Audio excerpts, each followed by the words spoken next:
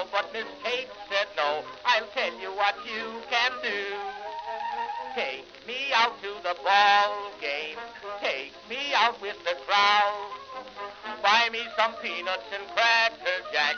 I don't care if I never get back. Let me root for the home team. If they don't win, it's a shame. For it's 1, 2, 3 strikes, you're out at the old ball game.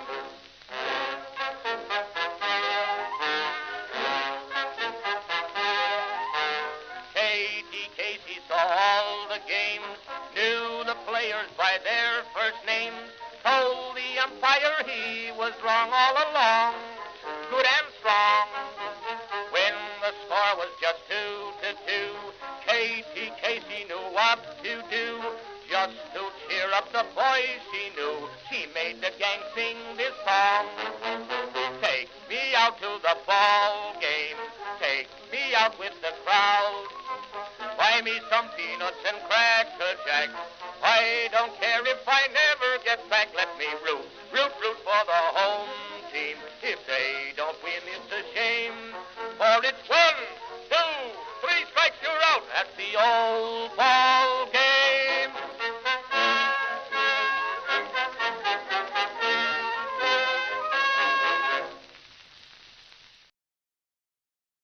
Greetings, everyone, and welcome to live coverage of Orioles baseball, where this afternoon the Baltimore Orioles will be taking on the Pittsburgh Pirates in Grapefruit League action down in, where are we? Where is this, Lakeland, Florida?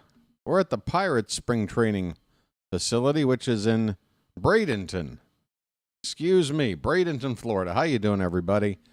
It's your old pal, the BirdWatcher, here, back for another exhibition game, folks. The regular season, you can smell it, just days away.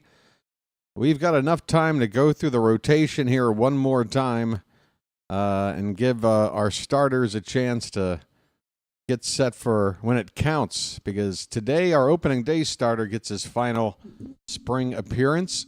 Zach Eflin will be on the mound for Baltimore, and he'll be taking on the most exciting young pitcher in all of baseball, let's face it, Paul Skenes of the Pirates, who we'll be seeing not for the first time this spring. Actually, we played the Pirates in Paul Skenes' debut about a month ago. So it won't be a first time seeing him down here in Florida. Hopefully, if, we've got a 40% chance, I'd say, if we play Pittsburgh 3 times. You got a 40% chance of not seeing him in the regular season in a given 3-game series. I'd love to avoid facing Paul Skenes during the regular season. But, hey, yesterday the Orioles lost to the Tigers. We had to face Tarik Skubal. I always pronounce it wrong. But, the reigning Cy Young Award winner. The Tigers beat the Orioles rather easily. I believe the final was 8-1.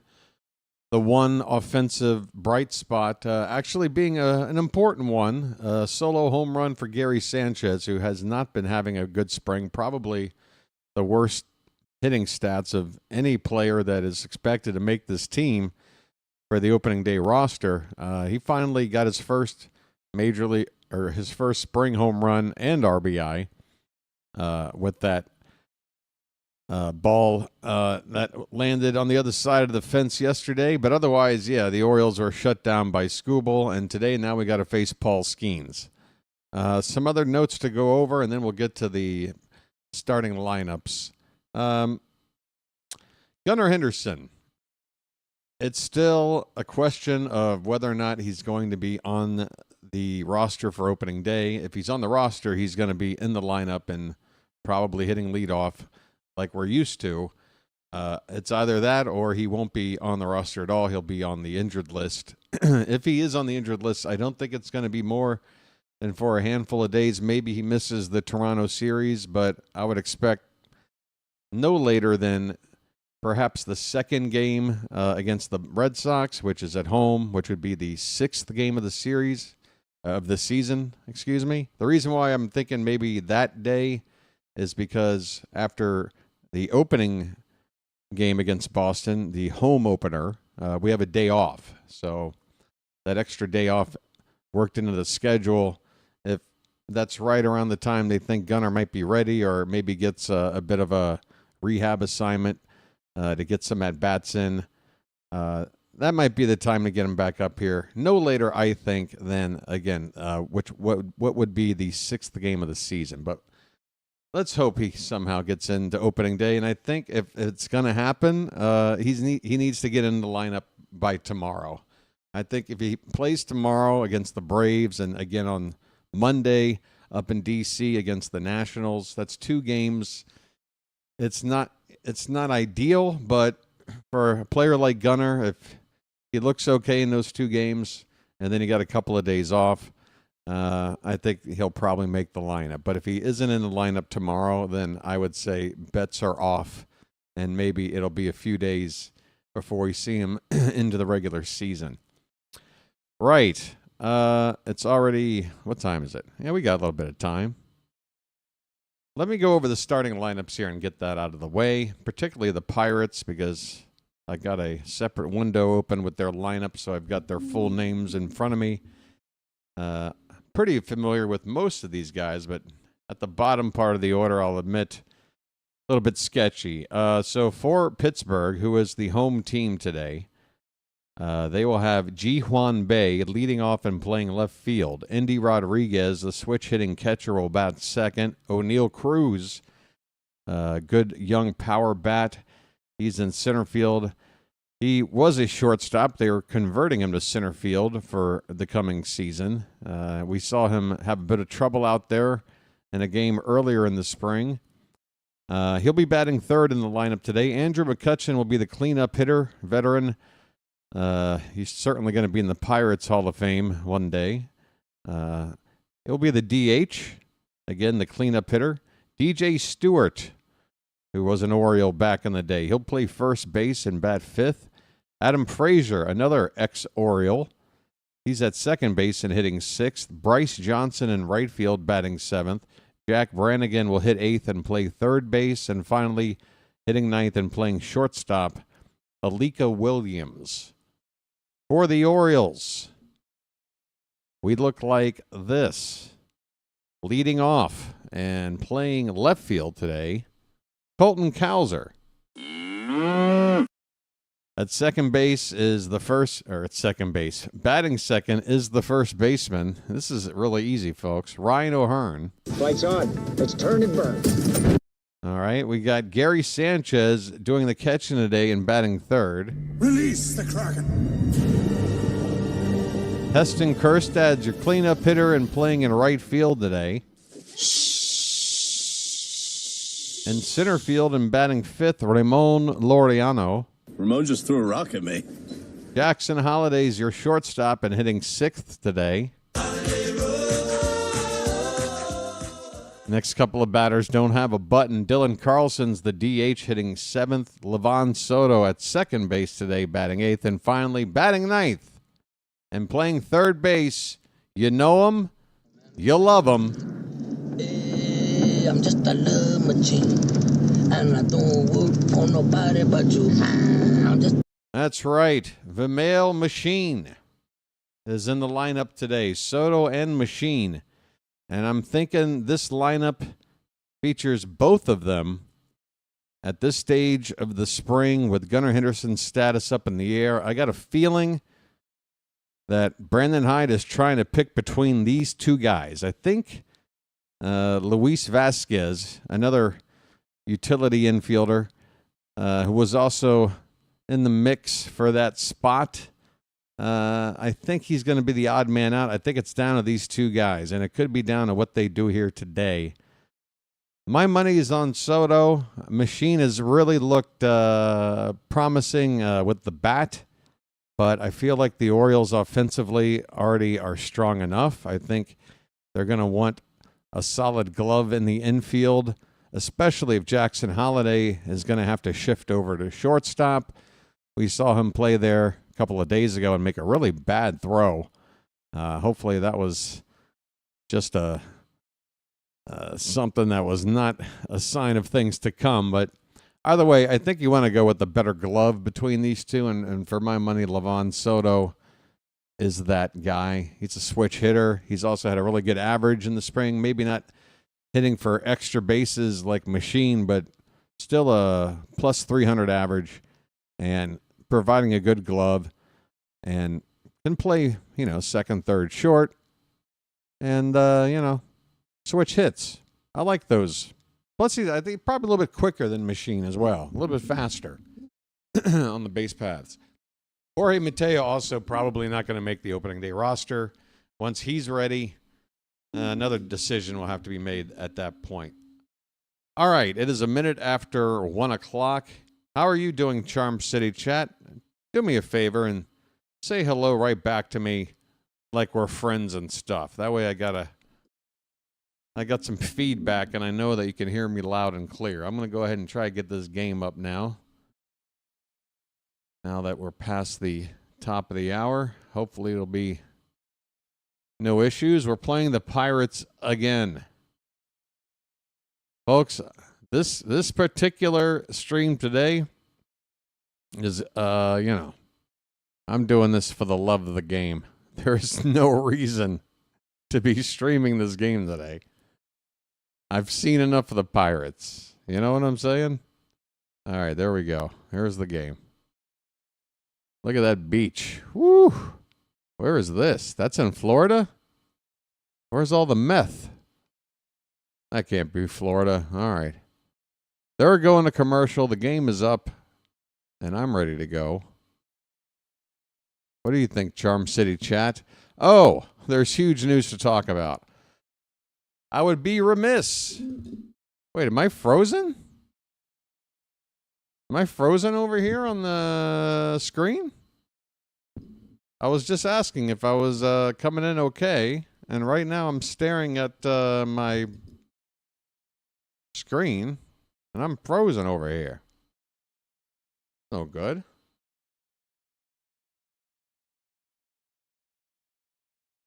Never mind, I hit the wrong button. All right, so there is some big news in Birdland in the past 24 hours. And for all of you that have a track record for reacting negatively to Oriole transactions, you're probably going to react negatively to this one. You're probably going to be rolling your eyes and going, really? Really? That's the answer to our pitching woes? Really?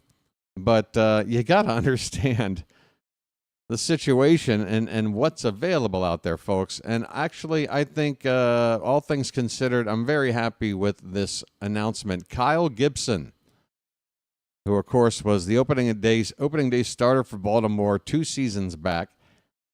He pitched for the Cardinals last year. He was available in the Orioles with their starting pitching getting pretty thin with that latest injury to Grayson Rodriguez. We went out and signed him on a 1-year deal for $5.5 million. An extra, I think, $1.25 to $1.5 million in incentives based on performance.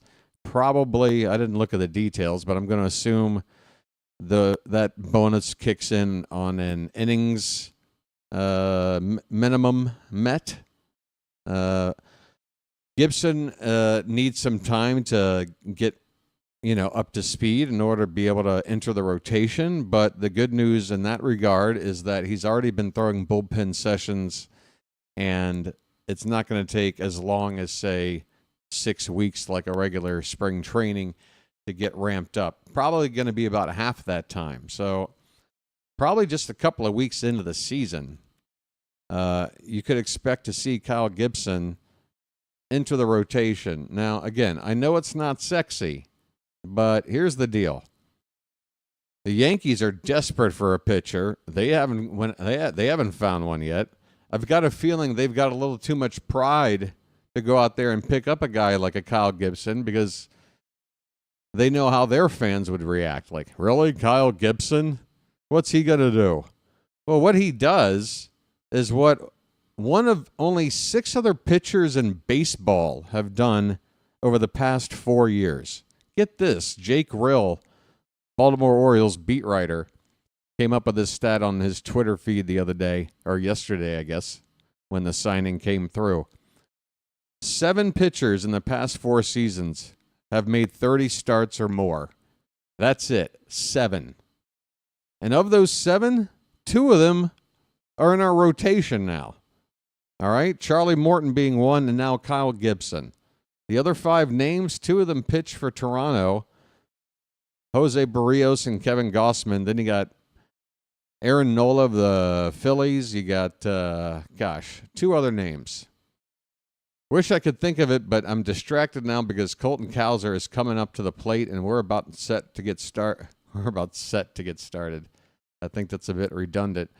We're about to get started, but before we do, Paul Skenes is asking for the home plate umpire to come out and talk to him between the mound and the plate.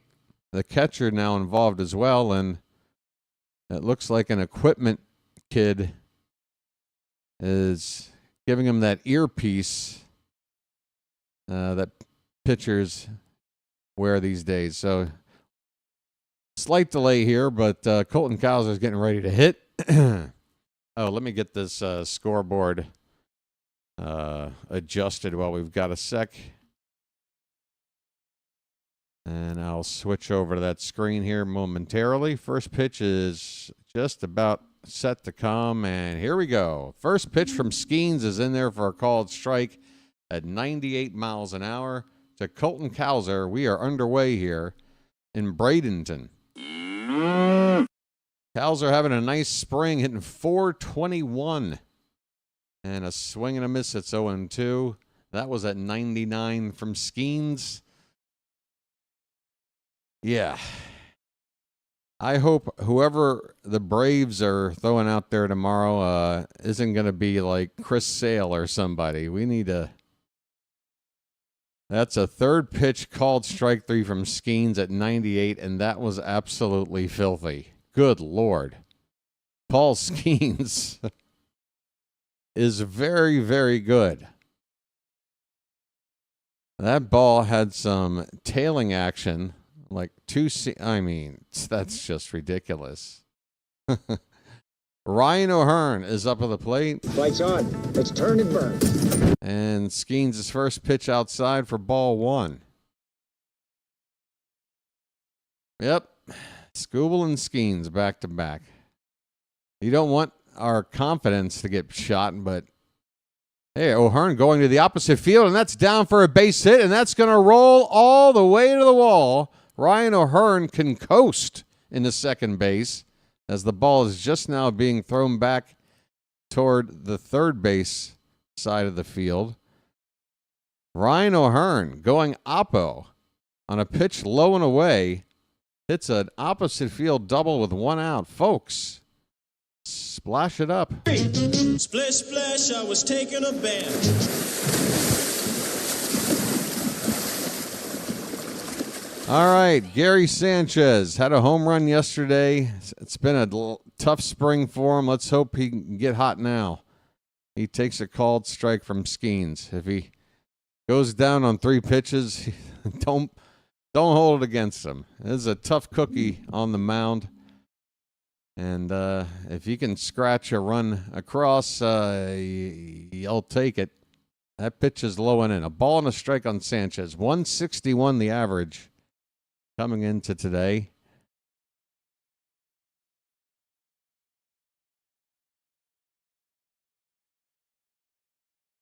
The 1-1 from Skenes is low and away with a slider.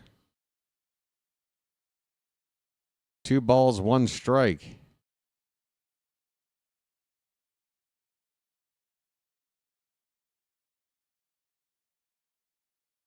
A sweeper, they're calling. There's a swing and a miss. There's the heat at 98.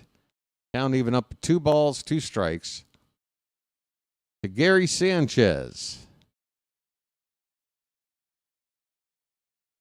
It might be time to look ahead and see if the entire series with the Blue Jays coming up to start the season, where the pitchers have been announced or not. Here's an inside-out swing and a little soft pop-up to first base that's caught for out number 2.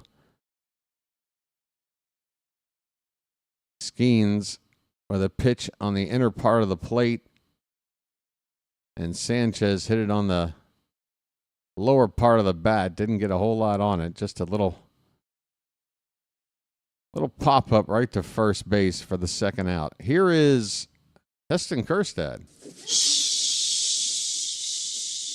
Charm City chat, you know the rules. Silence! 16 games so far for Kjerstad, 237 average, a home run and 6 driven in. And a big cut and a miss on a pitch up and away. No balls and a strike.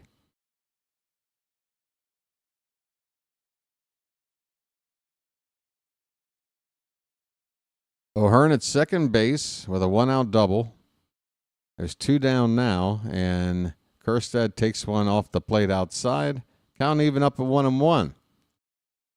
Hey, folks, if you're just settling in, welcome. Glad to have you here. Get comfortable. We'll be here for a couple of hours. And hit that like button if you haven't done it already. Get that out the way. Here's a swing and a miss. 1 ball, 2 strikes. Another fastball from Skenes.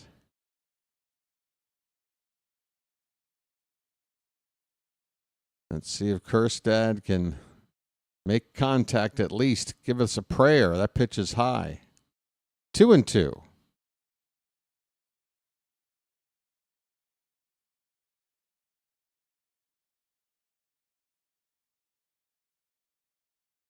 Skenes isn't the only exciting young pitcher on this Pirate team. They've got a few of them. And that pitch, that could have been strike 3. That pitch tailed back over the plate. Looked like it to me. They're calling that a ball. Apparently no challenge system here in Pittsburgh. There can't be, because if I'm the catcher, I'm tapping my helmet on that call. Payoff pitch. And Kjerstad fouls it away. So the Orioles have, they're playing with house money right now. Kjerstad should have been struck out. Instead, it's a full count.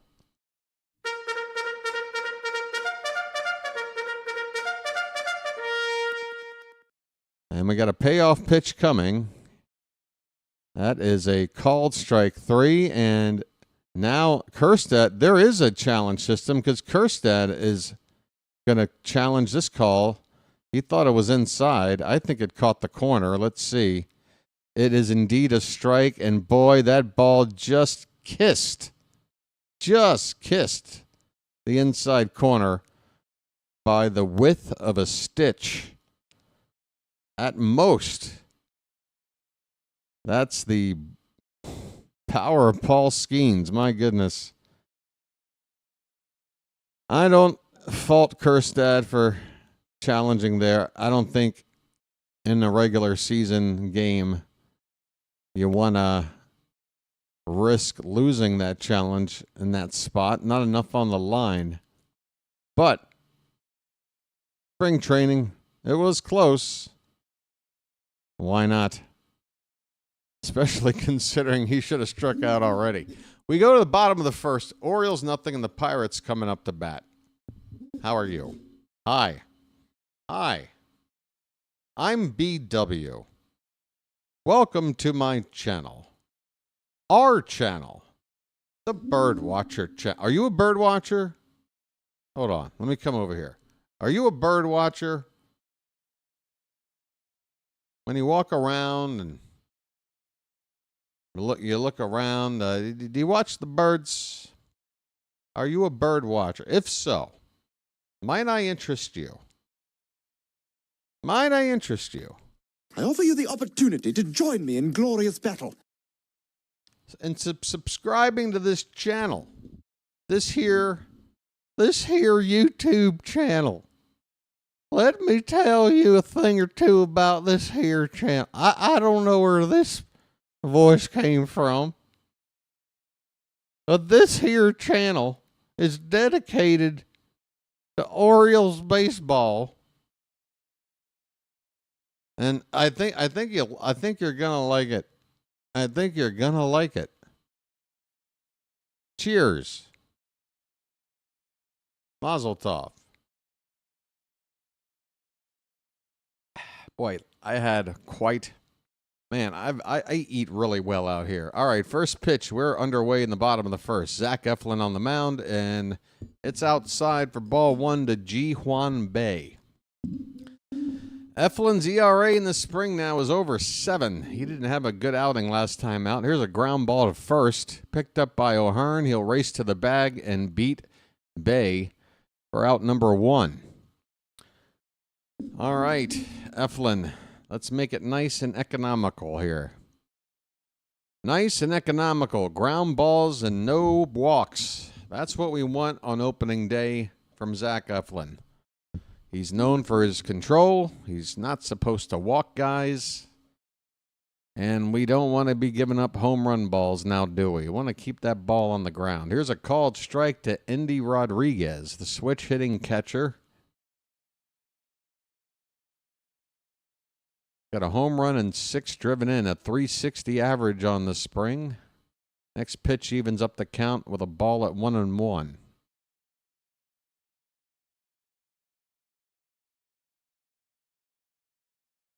One from Eflin, swung on in a line drive, caught right over the foul line by Ryan O'Hearn. That might have landed in foul ground had O'Hearn not gotten to it, as it was hooking into foul territory.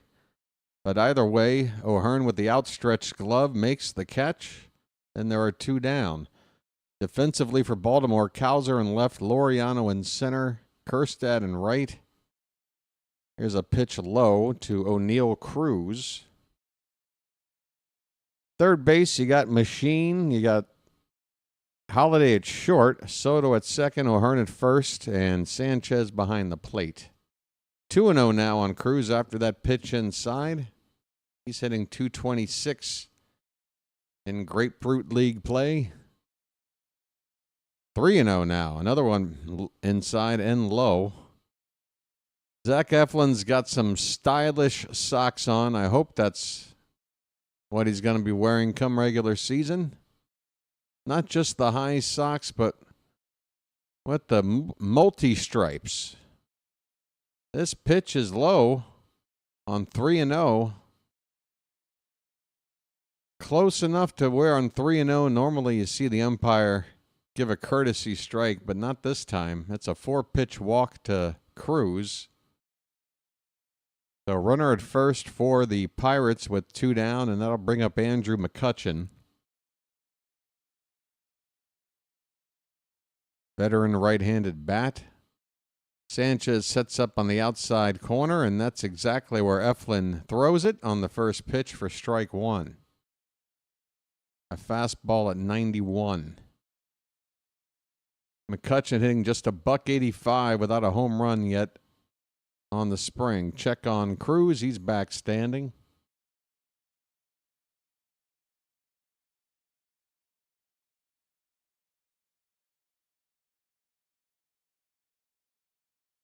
The 0-1 to McCutchen.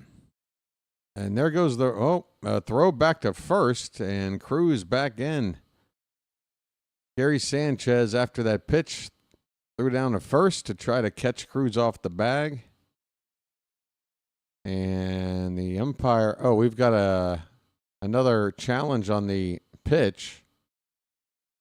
I'm not sure who asked for the challenge, but it's a strike according to the machine.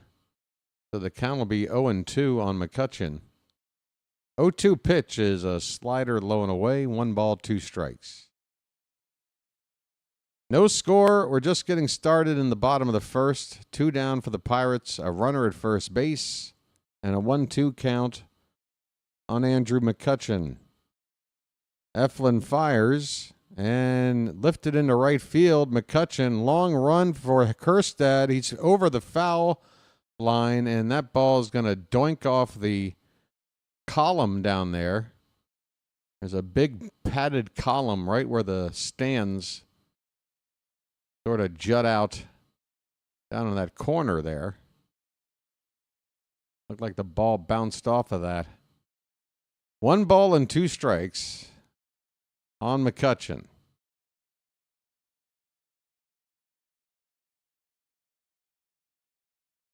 Next pitch from Eflin. Low and away, 2-2. Easy for McCutcheon to lay off that one.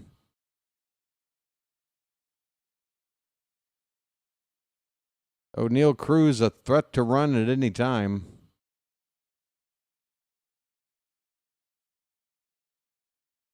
Here comes a 2-2 pitch. And there's a fastball swung on and missed on the inside part. That got McCutcheon tied up in a knot there. Strike three. Well, y'all come back now, you hear? All right. Eflin gets through the first inning. Gets a strikeout. He did give up a walk. That's something we don't want to see in the regular season. That's supposed to be one of his strong suits. He doesn't walk guys. But we got around it. We're going to the second inning. No score. Yo, do you think the Orioles can compete for first place? Absolutely, I think we can. Why not? We've averaged 96 wins over the last 2 seasons with a team that is only getting better in terms of position players. Now, I understand the loss of Corbin Burns has got a lot of people freaked out. But what people don't seem to remember is that Kyle Gibson was our opening day starter the year before, where we won 10 more games than we did with Burns. I'm not saying that Corbin Burns is the reason we were 10 games worse, but I am saying that this team is about more than just one guy. We're very stacked in terms of our lineup. We've got a very solid defensive team, I feel. Maybe not the best, but solid.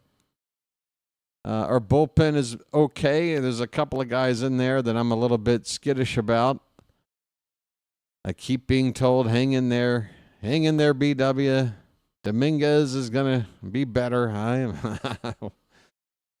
I hope so. But yeah, look, if the Yankees were at complete full strength, that they somehow retained Juan Soto with a healthy Garrett Cole and a healthy Luis Heel and added a couple of more pieces like Devin Williams as their new closer, then yeah, I would probably say they look better on paper and maybe they have a better shot at the division this year. Ramon Laureano at the plate, by the way, folks, and first pitch is ball 1. Ramon just threw a rock at me. We're in the top of the second. Next pitch swung on a miss to ball and a strike. Yeah, then you got the Red Sox. I think people are expecting Boston to do better. I'm one of those people. Do I expect them to leapfrog the rest of the division and be division champs? I don't think so. I think they got a shot at a wild card. But beyond that, I think they've got a lot of questions on defense. Alex Bregman is obviously going to help and pushing Devers into the DH role. Ramon Laureano with a 2-1 count, by the way, and here comes the next pitch swung on and missed. Man, everything Skenes throws. It just, I don't care what the radar gun says. It just gets there faster than you think because everybody looks like they're just trying to catch up. Here's a foul back by Laureano on a 2-2 pitch. Ramon batting a 188 on the spring. So, long story short,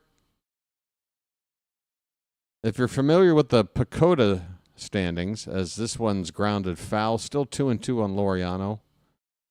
PECOTA is this sort of analytical group that takes all the statistics they can use to sort of spit out a formula of what they believe the win totals of all the teams will be this season. And this standings, these computations, is that a word?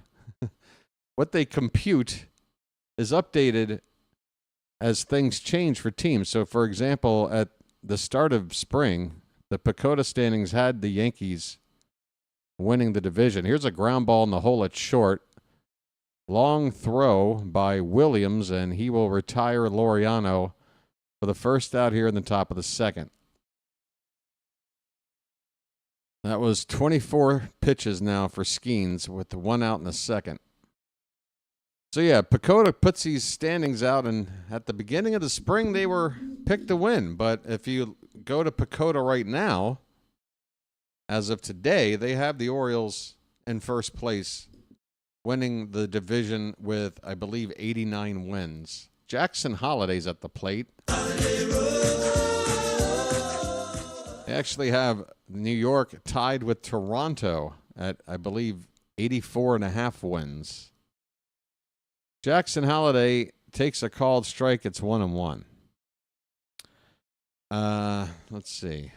I think I saw another question in the chat, and I take too long to answer the one that was given to me.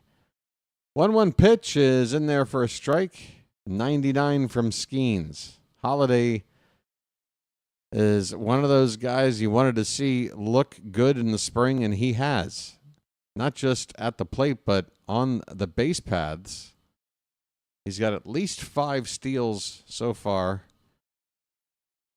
down here in Florida. Last check he had 5. Here's a ground ball up the middle, but right behind the second base bag, the shortstop shifted that way. Was able to field it and throw Holliday out. 2 down here in the top of the second. Alika Williams making this play on a ball hit right over the rubber, right back up the middle. So that's good sign for Holliday. I mean, when you hit a ball right back up the middle on a pitcher, that means you timed it perfectly. And to time Skenes perfectly is in itself a bit of a victory. All right. We've got Dylan Carlson up at the plate, switch hitting outfielder. He is DHing today, batting from the left-hand side against Skenes. 1-0 pitch is swung on and missed. Carlson's quietly having a good spring, hitting .308. Couple of home runs. In fact, one might say he might deserve that final outfield spot more than Laureano based on the performances so far in the month of March. But problem is Laureano doesn't have any options. You sign him to a contract, and if he's not with the team, he has to be cut. Carlson, on the other hand, can be stashed in the minors, and that's more than likely what the Orioles are planning to do with him. He's got a 3-1 count here. 2 down, nobody on base, top of the second pitch. Up and away, ball 4. So Dylan Carlson having another quality at bat here. Working a walk against Skenes. 2 down in the inning. And that'll get Livan Soto up to the plate. Oh, what does my shirt say? My shirt says, there's always a reason to smile. This shirt is in memory of a dear friend of mine that passed away about, 11 or 12 years ago now. And his name is here. It's a quote that he used to say. And, yeah, that's where that's from. Livan Soto has a 1-0 count. Runner at first, 2 down pitch is in there for a strike, 1-1. 96 on that one from Skenes. It's hard to tell. I mean, even his off-speed stuff is touching 90. This guy is a really good pitcher. 1-1. That one's lifted foul out of play. Livan Soto. Oh, Livan is a left-hand. You know what? Somebody never corrected me. Maybe it's in the Charm City chat. I was under the impression Livan Soto switch hit. He is a lefty-only bat. So that is my fault. I don't know why I had that. You know, I think I do know why I think that, and it's embarrassing, but I'll be fully transparent. I play MLB The Show, and I remember having Livan Soto on my team, and for whatever reason, when I played, I Just having in my mind that he was a switch hitter. Here's a ball hit in the air to left and holding the glove up to protect the sunlight there. And left field, Ji-Hwan Bae makes the catch to win the inning.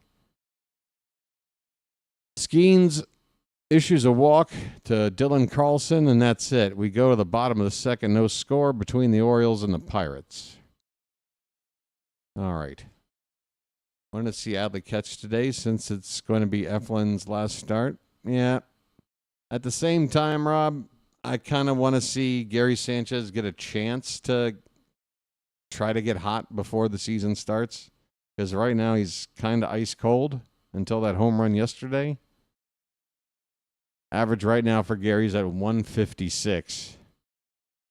I think Adley's ready, and I think we'll see Adley tomorrow and probably on Monday for the exhibition game in D.C. So this would be the day to give him off, I think, out of the three. You know, give some of our regulars a day off against Skenes after facing Schoolboy yesterday, you know. $8 million for what? Are we talking about Sanchez? Because I think he was 8.5. Don't forget about the extra $500,000. I mean, unless $500,000 to you is peanuts, then can I have some peanuts? I'd love $500,000. What kind of a season did Kyle Gibson have last year, Mazo?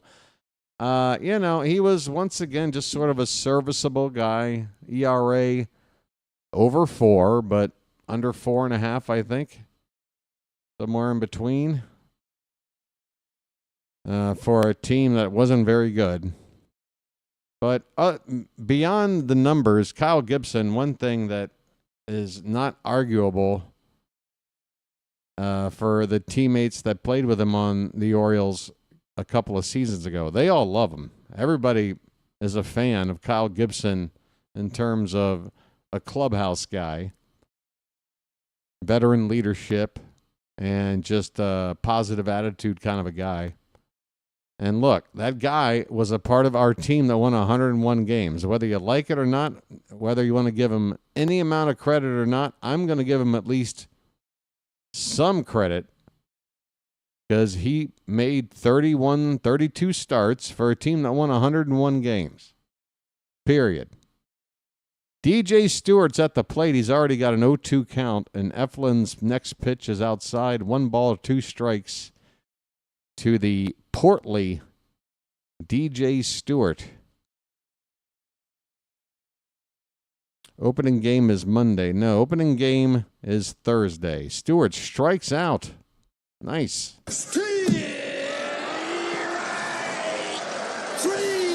Well, y'all come back now, you hear? Here's a quick rundown for the Orioles' schedule coming up over the next several days. Tomorrow we play the Braves, which is the final game here in Florida. On Monday, we pack our bags and go up to D.C. to play the Nationals at their regular home ballpark in downtown Washington. That's the final exhibition game of the season, Monday. Tuesday and Wednesday are days off.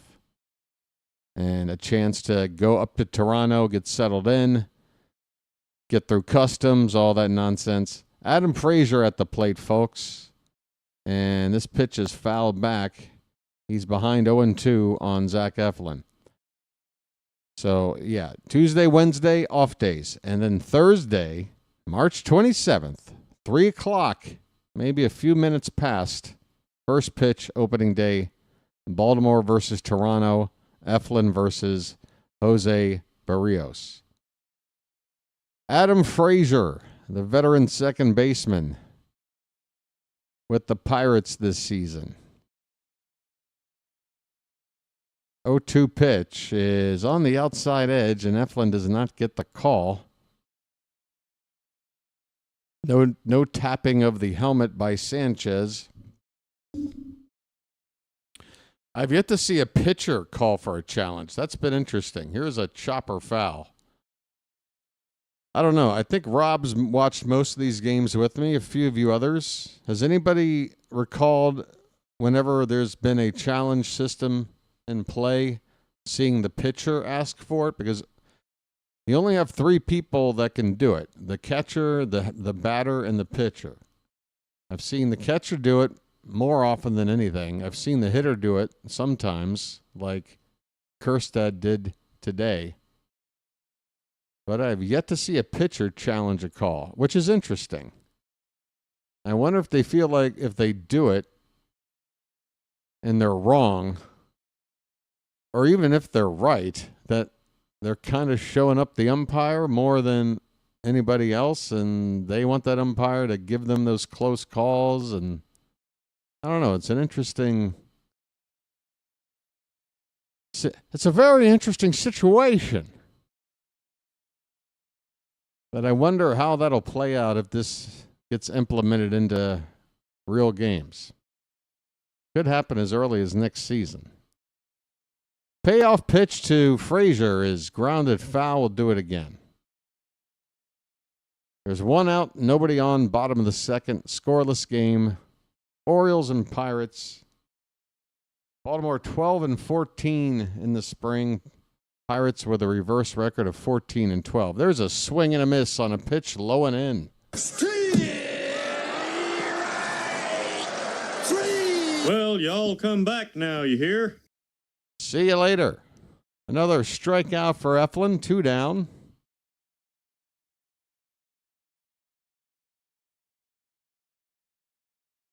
He's on 29 pitches.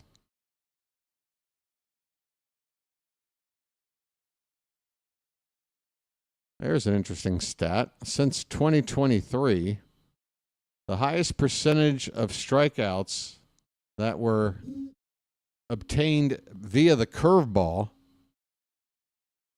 Part of my view is blocked of this stat, but it would appear that 2 of the top 3 best curveball for a strikeout pitchers in the game are on the Orioles staff, Morton and Eflin. The other guy, gosh, slipped my mind already. It was on the screen and now I forgot.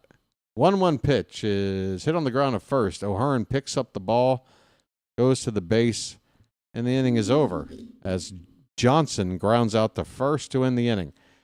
We go to the third, no score, Orioles Pirates.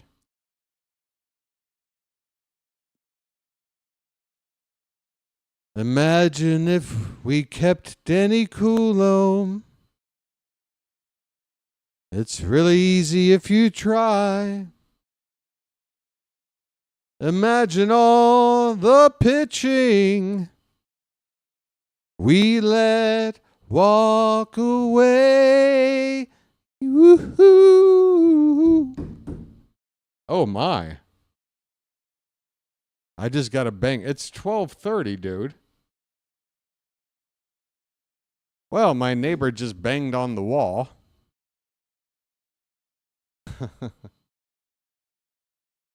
He picked a hell of a vacation spot for peace and quiet. I'm now wondering if talking at a normal voice is allowable at 12:30 at night. On a Saturday night, too, by the way. Is it Saturday night? Saturday night at 12:30. And this dude is pounding on my wall. Okay.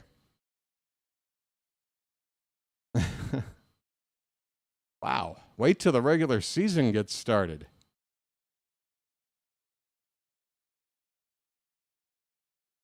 Unbelievable. I mean, what was I? What was I, like 4 words into a parody song? Holy Nikes.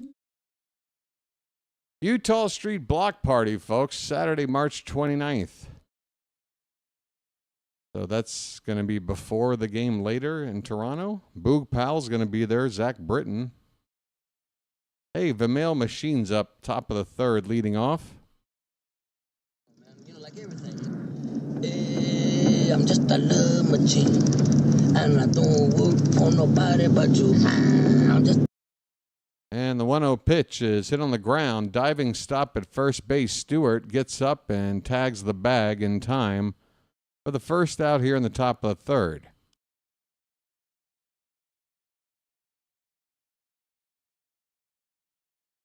What's interesting about my neighbor was that he was asking me, well, at first I thought you had a lady over and, a little bit of this, a little bit of that. Like apparently if I were porking my brains out, then it would be okay with this guy. But because I'm calling a baseball game, it's verboten. Colton Cowser at the plate, folks. This guy. He is 0 for 1. 1 out, nobody on, top of the third. And this pitch is hit on the ground to first. DJ Stewart having a busy afternoon. Another race to the bag. And another out in the third. 2 down quickly.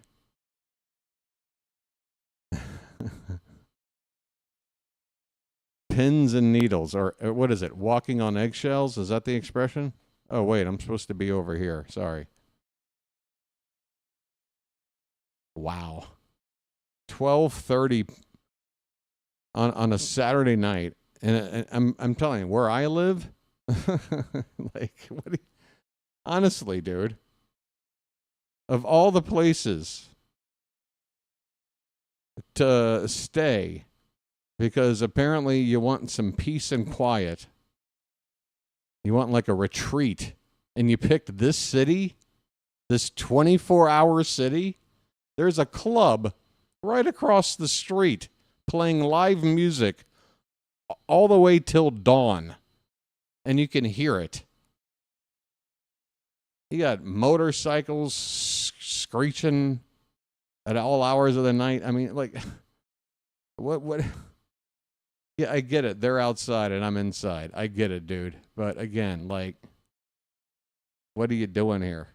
We got a 1-2 count on Ryan O'Hearn. Apparently, I'm a little bit distracted. Here's the pitch. Lifted foul. We'll do it again.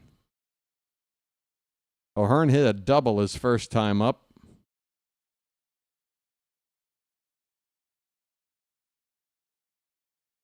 Different person, Dingleberry, who's apparently here for 1 month, and that time's already halfway up. So this pitch is just off the plate. 2-2 on O'Hearn.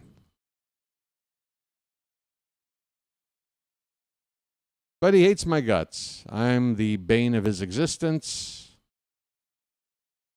and what have you. 2-2 pitch. Swing and a miss, and down goes O'Hearn, and the inning is over.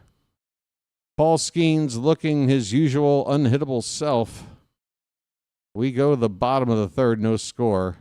Orioles and Pirates. I remember my first trip out here, and I got a hotel room. I was doing research online because I had never been here before, and I wanted to, do some comparison shopping. I didn't want to be your average tourist yokel just wandering in, going, yeah, how much for a room, and being charged an arm and a leg, But I did find a place that I thought was great. It was right in the heart of the city, where you didn't have to worry about transportation. Everything was in walking distance or what have you.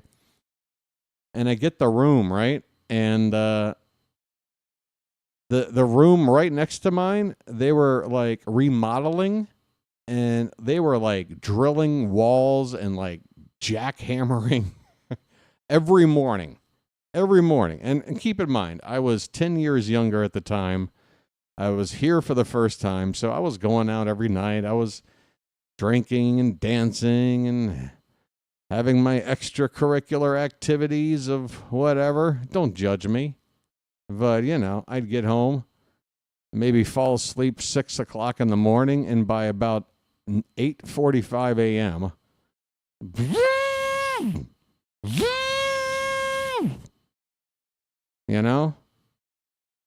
What did I do about it? I just rolled over and said, guess I better drink more tomorrow night. Maybe I'll sleep through it.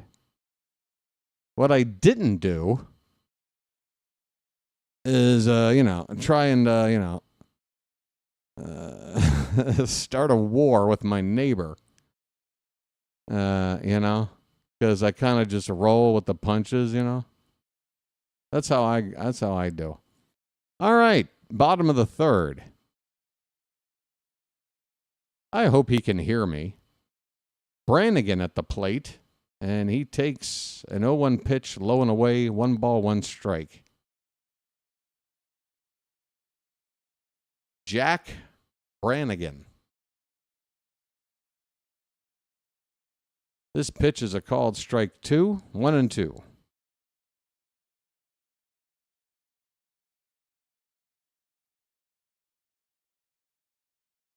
And that one's in the dirt, 2 balls and 2 strikes.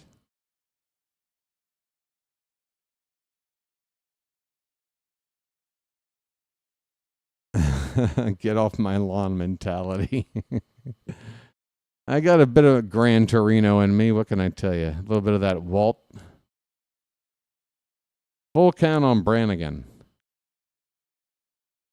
It's just, again, like, look, different place, different time, I would totally understand this person's, this person's complaint. But it would be equivalent, where I'm living, it would be equivalent to saying, you know what, I'm going to take a vacation to Las Vegas for some peace and quiet. And man, if somebody's making noise at like 2 a.m, I'm going to raise hell. You are not going to ruin my Vegas vacation with your 2 a.m. noise. Like, why are you going to Vegas, dude? There are so many other places to go. Swing and a miss, strike 3.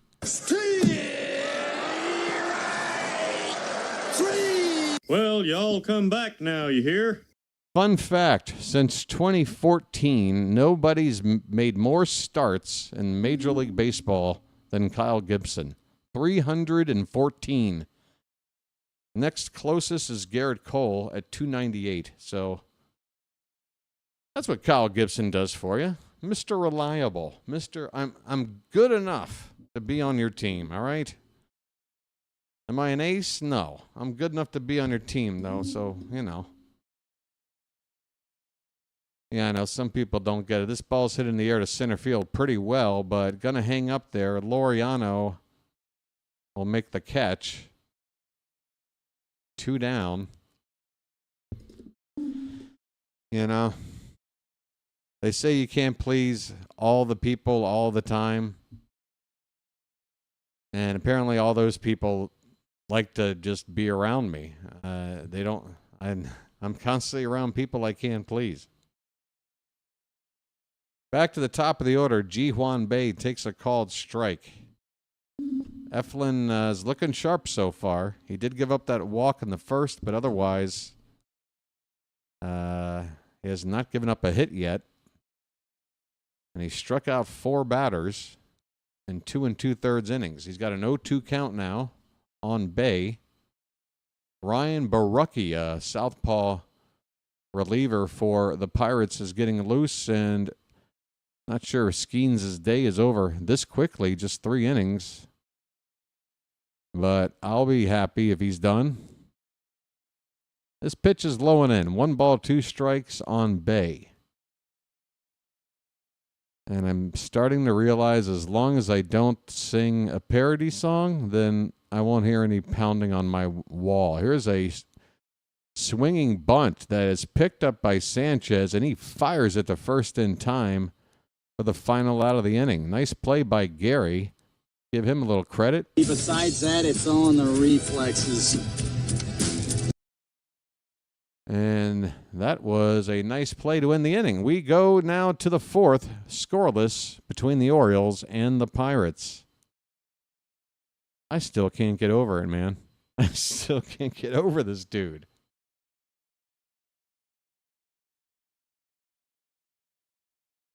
I'm really trying to rack my brain.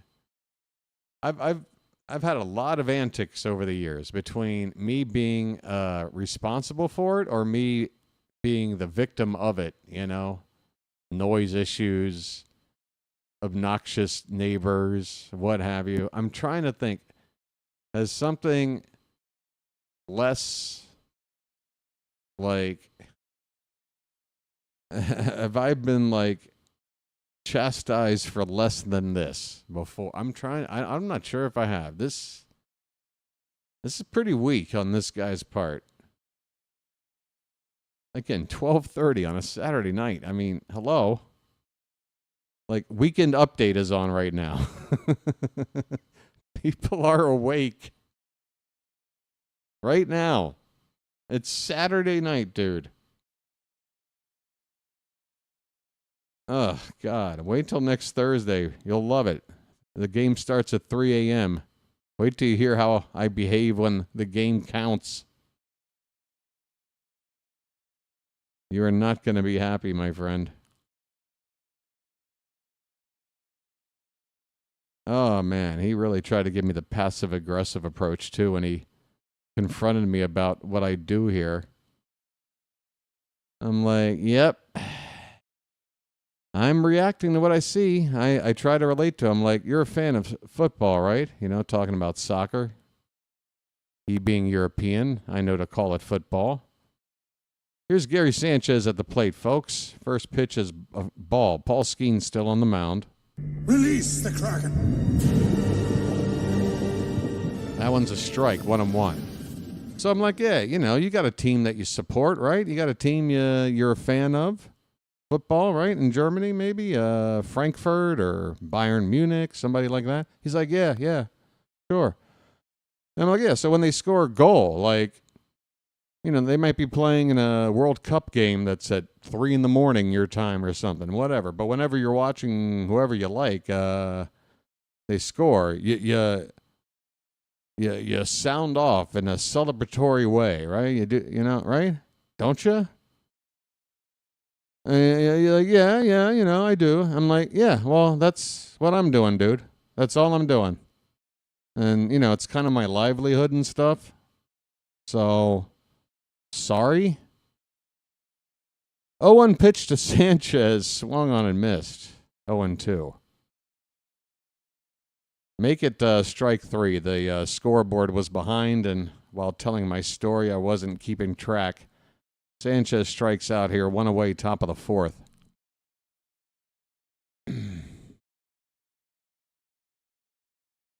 Yeah, not tie. No, a tie person has never said, hey, you're making too much noise. I've never had a tie person say I've been bothering them, ever.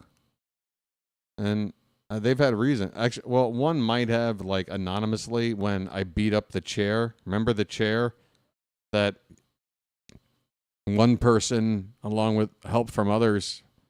Paul Skenes' day is over, by the way, with 1 out here in the top of the 4th. The Pirates are going to go to the bullpen, and he gets a nice round of applause, of course.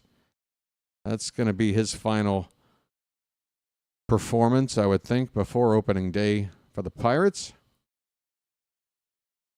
They're scared of Silent J. That's right. Kerstad's going to be due up next. Boy, if they bring out a lefty to face him, suddenly we're in regular season mode.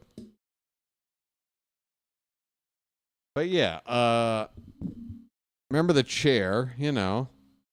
We got really late in the year last season, and you guys are pressuring me. You're like, you got to get a chair, dude. And one of you made a huge donation, like $100. And I'm like, okay, I can't balk at that. I gotta, you know, like you basically just bought me the chair with that donation. So I got a chair. And that chair lasted me about 8 ball games and broke somewhere around first week of February before spring training started. The base of it, like the little like mechanical like piston or whatever the hell you call it with the air pressure thing, it was just askew. It was just bent in a way that I don't know how it did, because I'd never leaned back in the chair to do it like that. I barely even like adjusted it to lean at all because I wanted to be able to sit straight up. That was part of the whole like desire, was to have a nice, comfortable chair where my posture would be helped out with some good back support, you know? But anyway, whatever. This chair failed. structural fail. You know, there's nothing you can do to fix something like that. It's like a piece of metal that gets bent. You can't bend it back the other way. It'll just break. Ryan Borucki is the reliever. Left-hander on the face, Silent J. And yeah, by the way, this might be the favorite soundboard effect for my neighbor. Maybe I'll play that next time he bangs on the wall. Here's a 1-1 pitch, and that's in there for a called strike. Heston Kjerstad. Will he be in the opening day lineup? I think they're going to go with Mullins, Cowser, and O'Neill.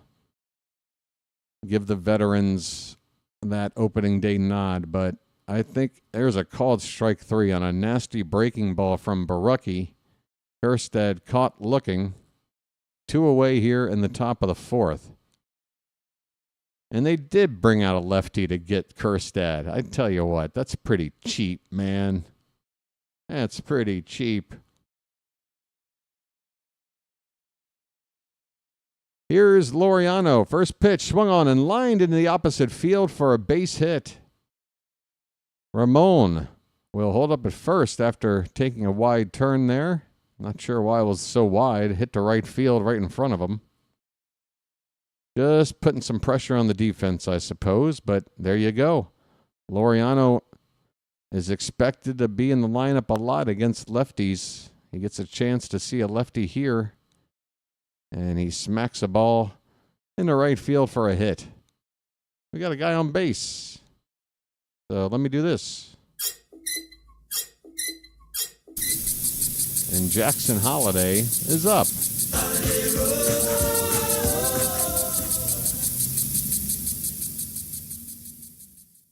On an 0-1 pitch, this ball's in the dirt. 1 ball, 1 strike. Dude pounded on the wall, man. Dude actually pounded on the wall. Like, I'm wondering what threshold it will take for him. Like, what would the next level up be after that? Here's a ground ball that is at second base, and a nice job by Laureano to try and mask the fielder from seeing the ball hit that way. Laureano sort of blocking the fielder to try and get him to miss it. But didn't happen that way. Adam Frazier playing second base. He makes the final out on a ground ball, 4-3. We go to the bottom of the 4th, folks. There is no score in this game. And I might need a lucky at this point.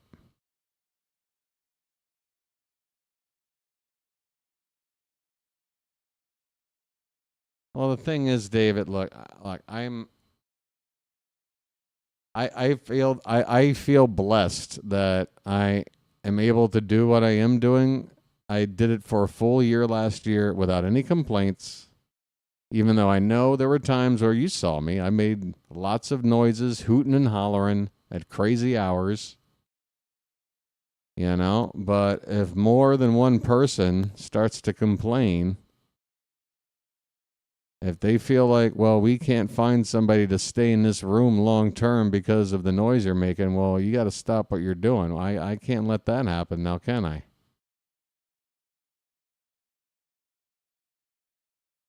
Broken by a bye-bye birdie. I know. I tell you what, this dude is not a baseball fan. He's going to have nightmares of like it's like Field of Dreams if directed by Wes Craven or something.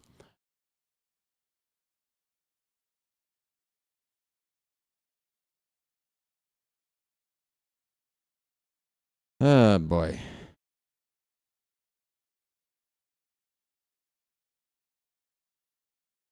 It's going to be Indy Rodriguez, O'Neill Cruz, and Andrew McCutcheon. 2, 3, 4 batters due up for the Pirates. Eflin is done.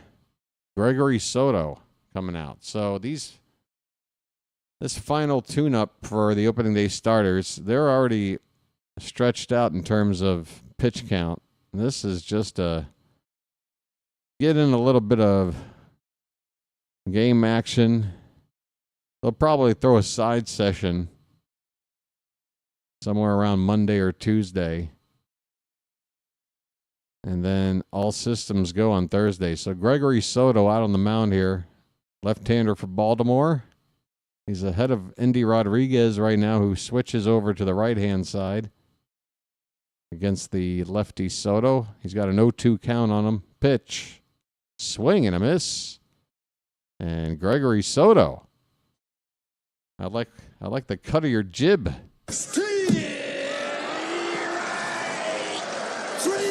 Well, y'all come back now, you hear? Yeah, you know, and that's what that was kind of what I was implying too, was like, I was like, I'm sorry, how long have you been living here? And he's like a week. And I'm like, oh yeah, I've been here like for a few years. So, and how long do you plan on being here? A month. I'm like, all right, well, dims the brakes.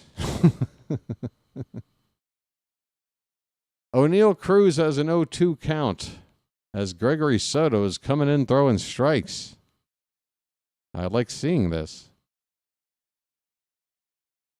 Sir Anthony Dominguez has not made me feel too confident, but I'd be nice to feel good about Soto at least. This pitch is in the dirt. A ball and 2 strikes to O'Neill Cruz, who walked his first time up. That was the 1 walk issued by Zach Eflin. So he finishes the day 3 innings, no hits, the 1 walk, and 4 strikeouts. Spring ERA ends up at 5.40. Here's a 1 hopper to second base. Over to first in time. Levon Soto with the assist. 2 down for the Pirates. Bottom of the 4th. The Yankees are up 3-0 on the Phillies in the bottom of the 4th. Cardinals ahead 4-0 in the Marlins. That's in the bottom of the 3rd. Scoreless between the Braves and Tigers, top of the 5th. Andrew McCutchen with a swing and a miss for strike 1. Some other games going on right now. Let's see. I'll let you know if there's any going on. Next pitch is... Where'd that miss? And we're going to get a challenge, I think. And I think that should be a strike. It looked like it to me. Blue Jays up 1-0 on the Twins. That's bottom of the 4th. I was wrong. That is not a strike. That missed the outside edge by 1/10 of an inch. Inside edge, I should say, to the right-handed batter. 1/10 of an inch. And I think Soto was the one to challenge that one. The 1-1 to McCutchen is low, and the count is 2-1 now. Yeah, if I were to play some like tuba, maybe I'll wear some lederhosen tomorrow. I don't know. Here's where'd that miss? 3-1 the count on Andrew McCutchen. Base is empty. 2 down, bottom of the 4th. And a scoreless game. 3-1 pitch. Called a strike, full count. That was 98 from Soto.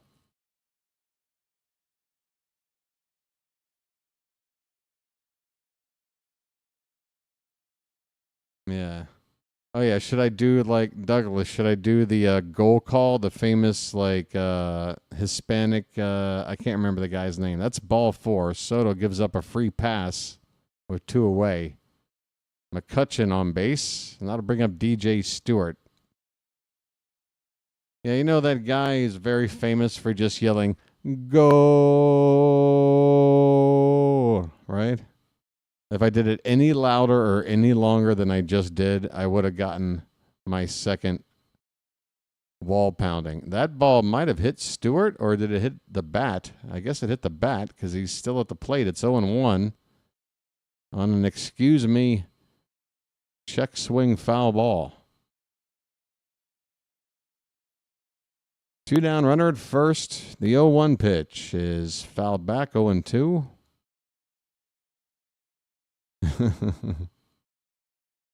Yeah, I'll tell you what. If he gives me any more static, I'll give him das Boot.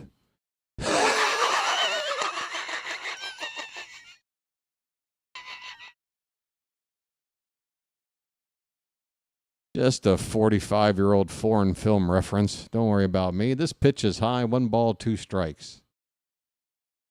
I wonder if the Muttley laugh goes over well in Bavaria. Thank you, Jeremiah, for the language lesson.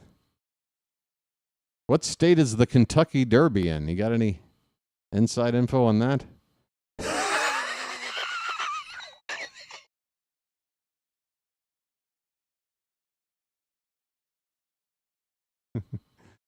Considering it's a 3.5-hour movie that takes place on a U-boat, yeah, I'd assume it means boat. But, you know, we got a full count. Now I'm getting randy. Look at me. I'm looking for a fight now. I'm looking for somebody to fight to represent what's going on over here at BirdWatcher headquarters. Payoff pitch to Stewart is low for ball 4. So Gregory Soto, I tell you what, man, the guy, he'll suck you in, making you think, man, I got some good stuff. I can strike dudes out left and right. This seems like classic Soto. Couple of strikeouts, and now he walks 2 guys. And now we've got a problem. 2 on, and a veteran left-handed bat, I should say, Adam Frazier, coming up next.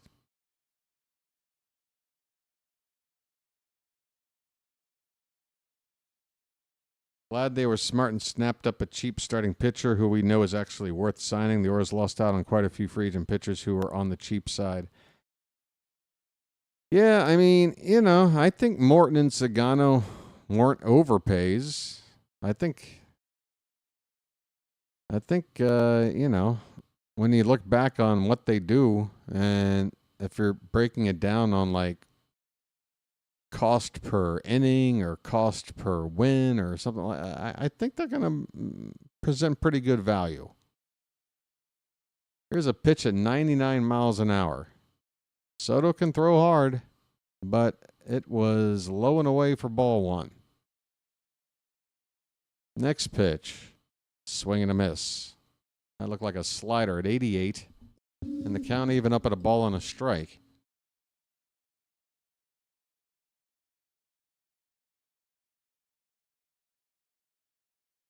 Oh, no. Uh-oh, I've got swing and a miss, strike 2. By the way, I've got a real problem. You know what my real problem is? Is the AC power cord connection to my other laptop, which somehow is too loose. Here's a ground ball, diving stop at third base. Machine pops up, throws to first in time, and folks, put a gold star next to that one. Besides that, it's on the reflexes. The Mail Machine lays out and saves a run from scoring. Diving to stop a ball going into left field, he pops up and throws out the batter to end the inning. He's just a love machine, folks, and he don't play for nobody but us. You know, like everything. I'm just a love machine, and I don't work for nobody but you. I'm just.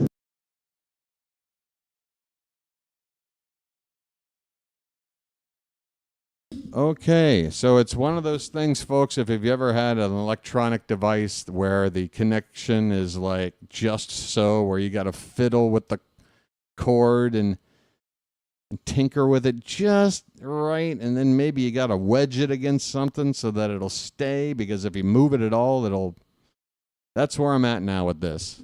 This is the laptop, by the way, that got me through the entire first season doing everything. And, yeah, the hinges on the laptop, like, folding part is broken. And now the AC connection is all but not there anymore. Like, I would say this thing might not make it by opening day. Anywho, I need a lucky. Wow.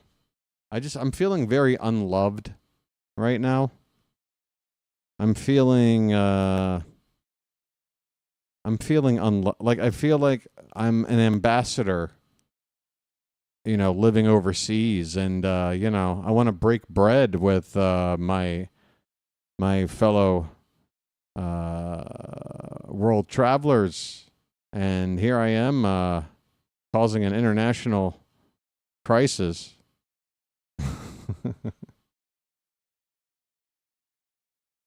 Another lefty here for the Pirates. They got Tim Meza as well. Both of these guys used to pitch for the Blue Jays.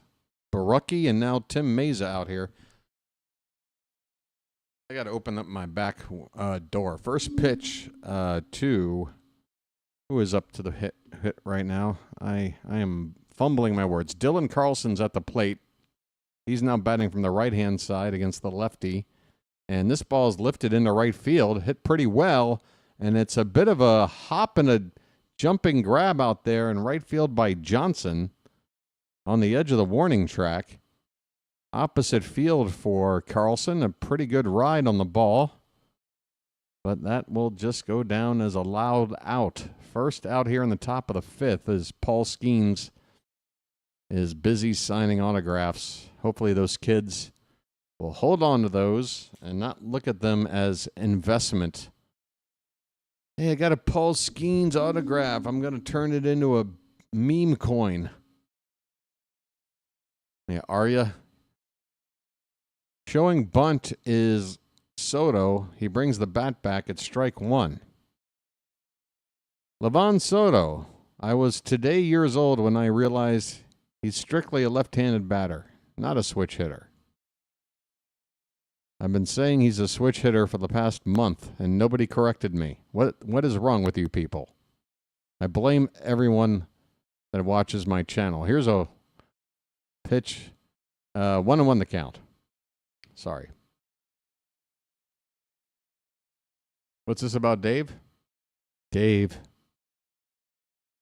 I'm afraid this conversation can no longer serve any purpose. Goodbye. What do you think you're doing, Dave? We have a 2-1 count. End the pitch. Popped up.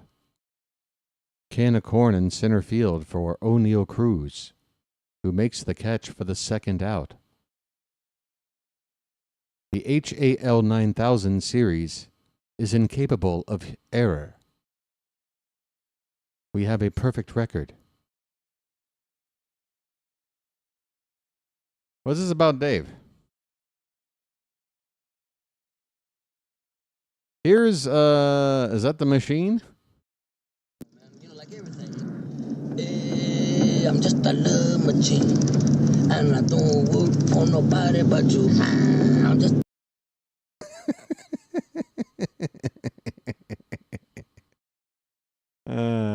Machine gets into one, folks. Right center field. That one's going to get down and bounce up against the wall for extra bases. Look at the machine go. Folks, splash it up. We got to figure out a way to get this guy a job. I'm telling you. Splash, splash, I was taking a bath. We got to find a way.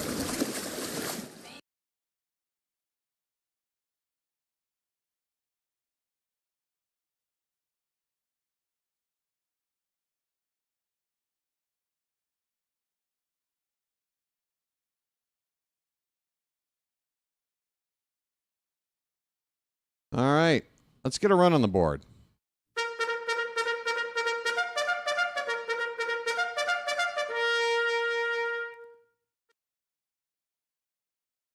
How's that bugle sound, neighbor? Colton Cowser's at the plate. How about some cows? You got cows over there?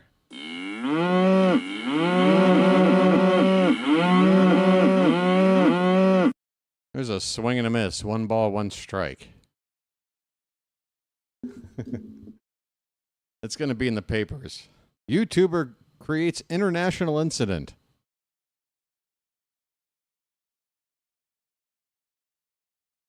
The 1-1 Nicauza is swung on, and that is going to be caught out there in left field.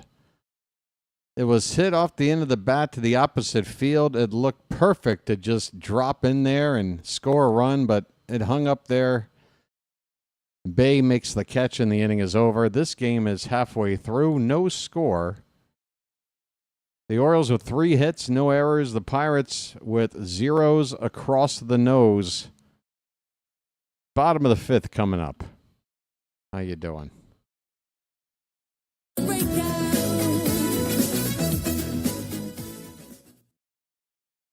What else will drive this guy nuts? Hey, everybody, we're all gonna get laid. Maybe. This is great iced tea. Let's see. Do I have anything with David Hasselhoff in here? Maybe he'll like that. No, that's not quite it. Any, no Hasselhoff? All right.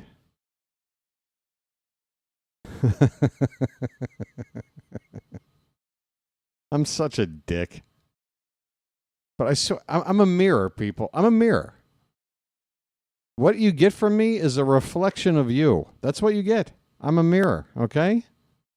Be a dick to me, you get it back. Be cool, you get it back. It's very simple. You know?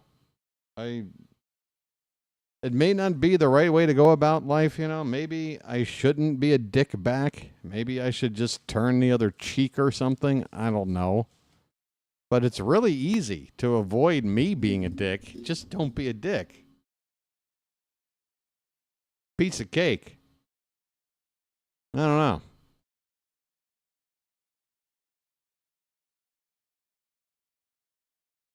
What do you think? Is that a weird philosophy? Am I being unrealistic? Hey, Brandon Hyde is having a chat.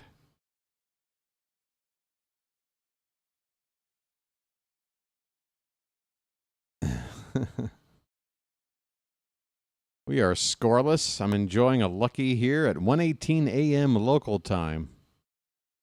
And Yenier Cano is out on the mound. First pitch is a ground ball hit on second base. And that's an easy out. Johnson grounds out to second. 1 away in the bottom of the 5th. B. Johnson. B. Johnson, B. retired. Yenier Cano. Don't you know?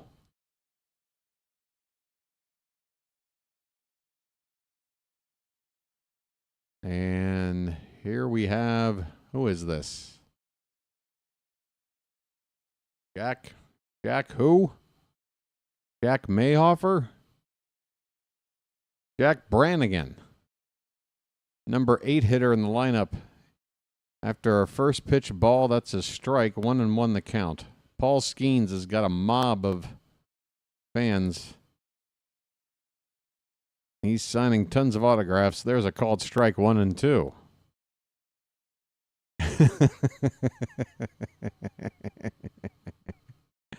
Pitch low. Check swing. They appeal. No swing, says the first base umpire. Count even up at 2-2. This is my quiet voice. Maybe I'll do a little bit of ASMR.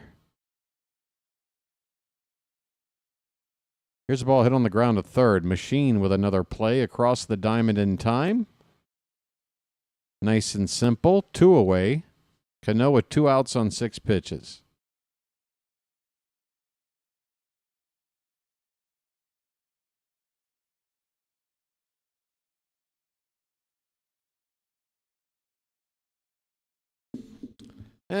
I'll try to figure out a peace offering, I guess. You know, I don't want to have any animosity, you know? Who wants animosity?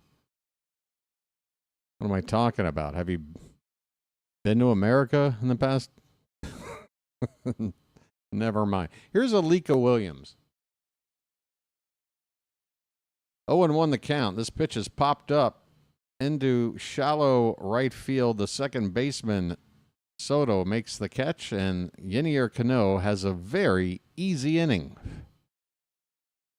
No strikeouts, but none needed. He gets some weak contact, 3 up, 3 down. We go to the 6th, still scoreless. Hey, this game is cruising by. I might be in bed before 2. That's going to be the irony of all this, is that if this game continues on like this, I'll be in bed before the average person in this town is on a Saturday night.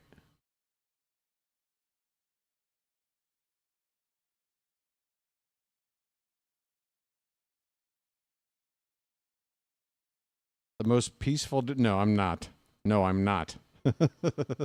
Thank you, Dingleberry, but no, I've had some, some moments I'm not proud of here on the channel where I'm attempting to humor myself and everybody else with some of the folks that come in here that try to, create a bit of conflict, looking for a little bit of drama, Sometimes I'll lean into it.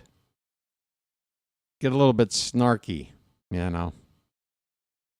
And while I do have fun doing that from time to time, I look around at the state of human interaction and social media and just how toxic everything is. I honestly don't even want to do that anymore. I'm going to make an effort to do that this season with people that come into the chat acting a fool. I'm just going to, give them the old heave-ho if I have to. Otherwise, just, whatever, it's just too much of it. Nobody's winning. Nobody's winning in these meaningless social media conflicts. No, it's just a waste of everybody's time. It's just a bunch of hot air. Hey, Ryan O'Hearn is up. How about that? Lights on. Let's turn and burn. Top of the 6th, and first pitch he swings and fouls it right back to the backstop. Colin Holderman, a right-hander, is now pitching for the Pirates.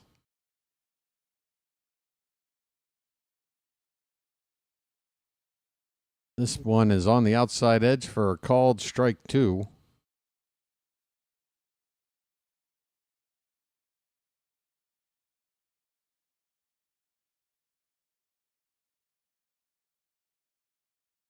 This is way outside. 1 ball, 2 strikes. I'm lost too, Mazo. I don't even know what you don't know. I don't know what it is that you don't know. So we're both lost.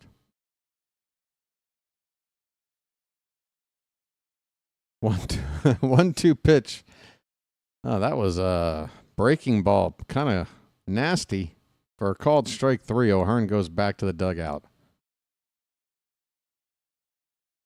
1 down to the top of the 6th. And, man, can we get some offense? Gary Sanchez is up again. Takes a first pitch strike. 97 miles an hour from Holderman. Pretty good last season. 3.16 ERA in 55 appearances for the Pirates. Had 21 holds, so he's sort of their 8th inning guy. Pitch fouled away. 0-2 on Sanchez.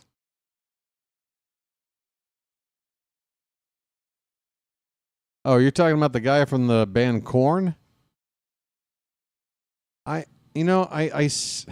don't really see the resemblance, like dark hair and glasses, and then what else? A white guy?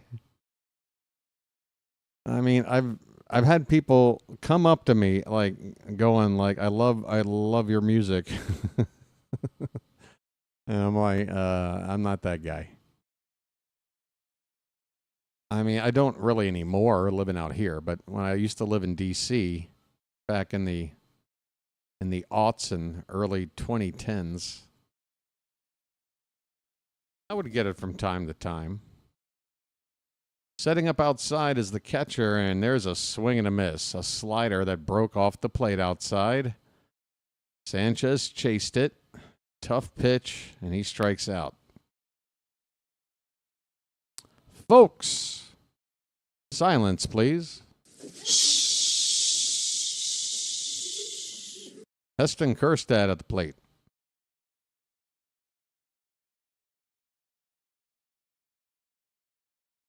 Swing and a miss. Another slider, I believe. 91. That is pretty tough to hit. Are they calling that a splitter? Okay, apparently that's a splitter, according to the stat tracker. This one's low and away. 1 ball, 1 strike on Heston Kjerstad. 2 down here in the top of the 6th. Bases empty, no score. This one's hit on the ground. First baseman, Stewart, he's got it. And for the 3rd or 4th time today, he makes an unassisted putout on a ground ball. This one ends the inning. This game is moving. Bottom of the 6th coming up. Still scoreless. Folks, have you thought about subscribing yet? Today's game is brought to you by this channel. Why? Because I don't have any sponsors. Okay? I can make a commitment to you, though. I'm not going to take any betting sponsors, no matter how large this channel gets, and if that offer ever comes across the table. It does seem to for channels that offer content like this. Once they reach a certain size, I'm not doing that. Sorry. Breaks my heart to see some of the content creators out there that do it. Be nice to know that they're able to do what they do without having to, push gambling on the people, Not that I scorn anybody for getting into sports betting. If that's what you want to do, feel free. I just don't see anything ethically good about advertising it and making money off it, trying to convince you to do it. Sorry, not my style. Okay? So again, this is a community channel. It's going to survive based on support from people like you. And it doesn't have to be financial support. You can do that. It can just be by helping the algorithm, helping this channel grow by hitting the like button and subscribing to the channel. That's what it's all about, folks. That's it. No gimmicks, no secret agenda. Just a regular guy who loves the Orioles and wants to spend the rest of his life calling ball games for you. All right? Sound fair? And maybe, just maybe, not causing animosity with the neighbors. Hey, CNL Perez is on. I got to admit, I've seen him pitch once this spring. I guess he just doesn't line up with games that are televised for the most part, but he's out there now, and the first pitch is swung and a missed. He hits 95 on the gun. Top of the order due up here for the Pirates. Ji Hwan Bae at the plate. 0 for 2 so far. The 0-1 is swung on and missed, 0-2. CNL.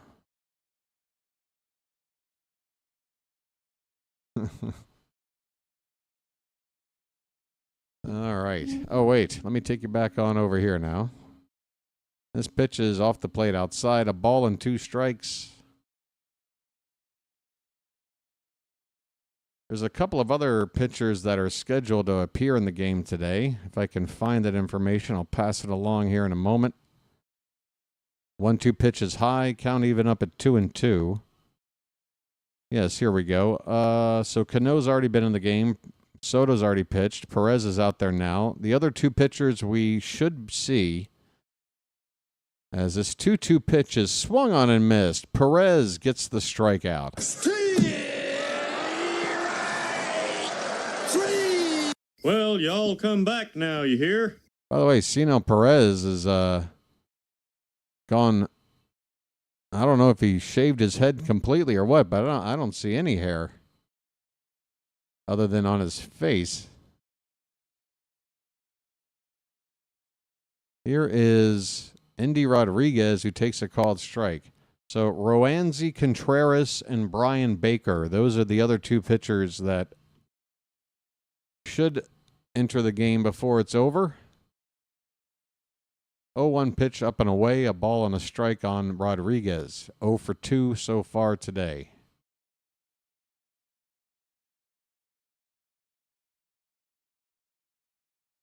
When does Sunday begin, though, Jeremiah? Here's a swing and a miss. 1 and 2. Are we talking midnight Saturday going into Sunday that starts, or is it like Sunday morning until Monday morning? In other words, if it's Saturday night, 30 minutes past midnight, or it's technically Sunday, am I in trouble? Because that's the situation here. The 1-2 pitch. I love how I've been using the last 2 hours to talk about this game. Or this, is this, oh my God, is this still not plugged in? Swing and a miss, strike 3.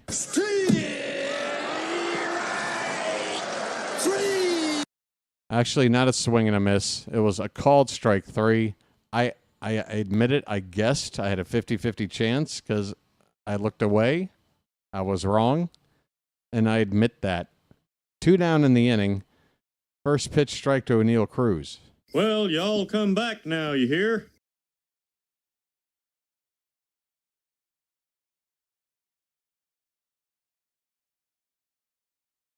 Yep. My power is not plugged in again. This ball is hit on the ground. It's a fair ball. First base side. And Cruz is standing at home plate. He never took a step. That ball was fair. First baseman taps the bag and the inning is over. We go to the 7th inning, scoreless in Bradenton. Yeah, very good stuff from Cionel Perez.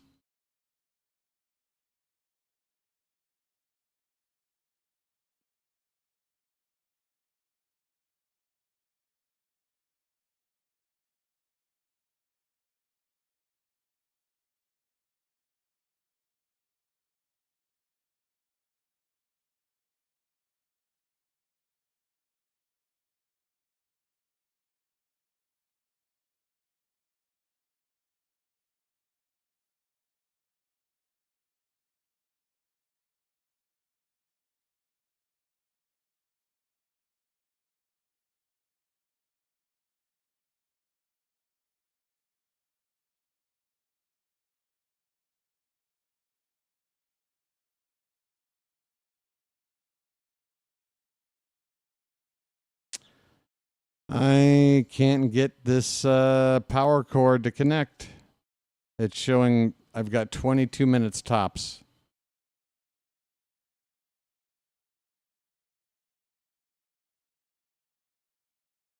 I just lowered the brightness level to maybe save a couple of minutes. But if I can't get this thing plugged in,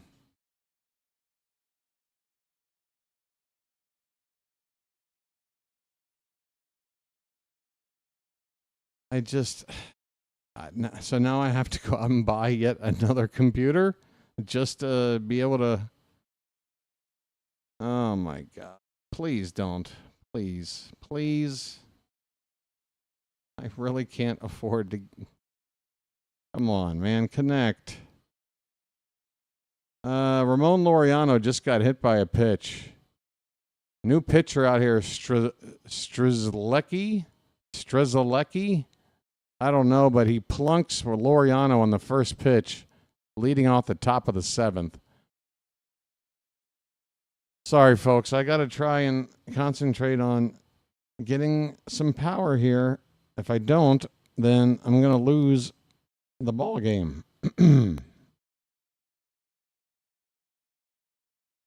It just won't. Oh, there. No, it says on battery, though.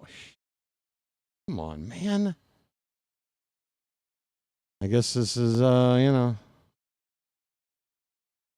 This is what people who don't understand what karma is would call karma. Here is a stolen base.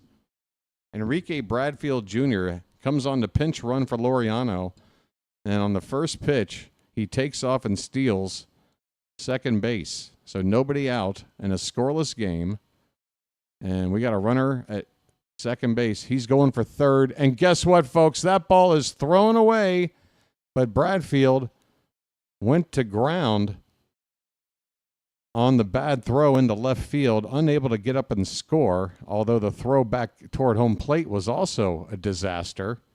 Bradfield might have been able to score had he gotten up and tried to, but either way, Enrique Bradfield making a huge impact as soon as he gets into the game. He is at third base with nobody out in a scoreless ball game. I'm down to 19% power on this computer that is showing me the game.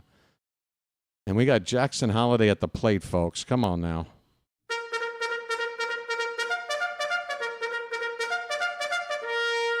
One and two the count on Holliday. Bradfield at third, nobody out. Pitch. Low for ball two.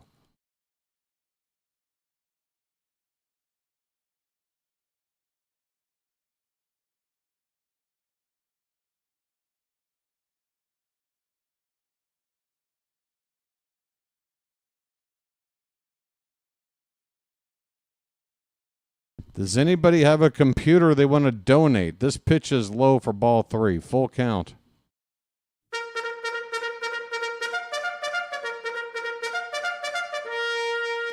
If you've got an older laptop that you're ready to upgrade and toss out, could you maybe, I don't know, send it my way? I'm in trouble here, folks. I am in trouble. I don't know if I'm using it to plug with a HDMI cable into my TV. Does a tablet have an HDMI output? Here's a fly ball to left. Ball. This is going to score the run, and that ball is not. It's not going to score the. Is the ball fair? If it's fair, the run scores. But they're going to say that's a foul ball. It was hard to tell because the fielder was going into a sliding catch right at the line, and he didn't make the catch. That ball, I think that ball might have been fair. It was right around the chalk. Third base umpire indicating foul ball immediately as we get a shot from the home plate angle. All right, full count on Holliday. Let's go. Pitch. Swing and a foul ball will do it again. Come on, folks.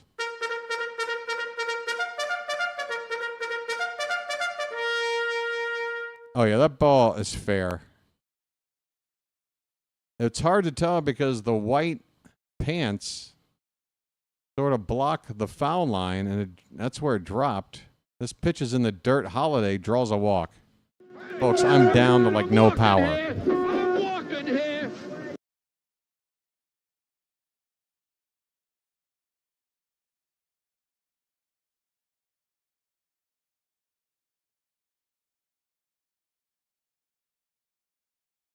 I can't find a way to pin it.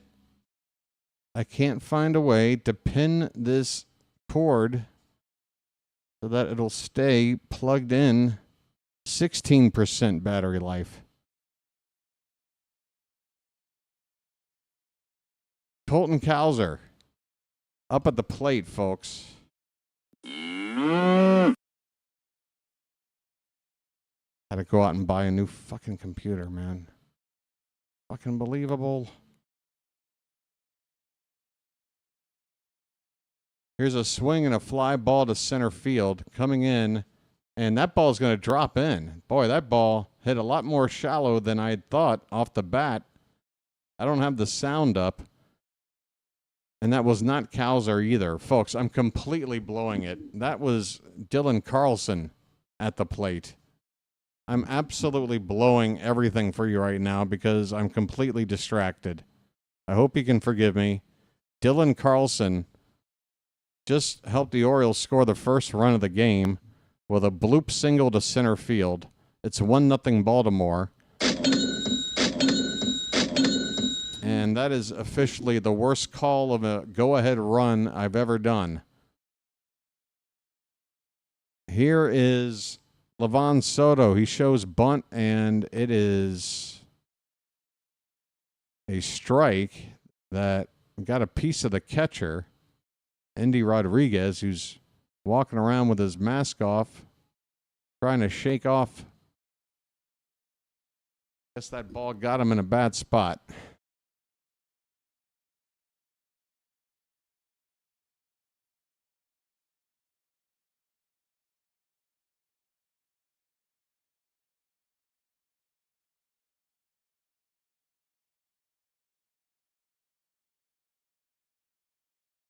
Breaking ball outside, and we got a challenge here. I think it was called a ball. I think Pittsburgh wants to see if it was a strike. It is a strike. It caught the top of the outside corner. So that makes the count 0-2.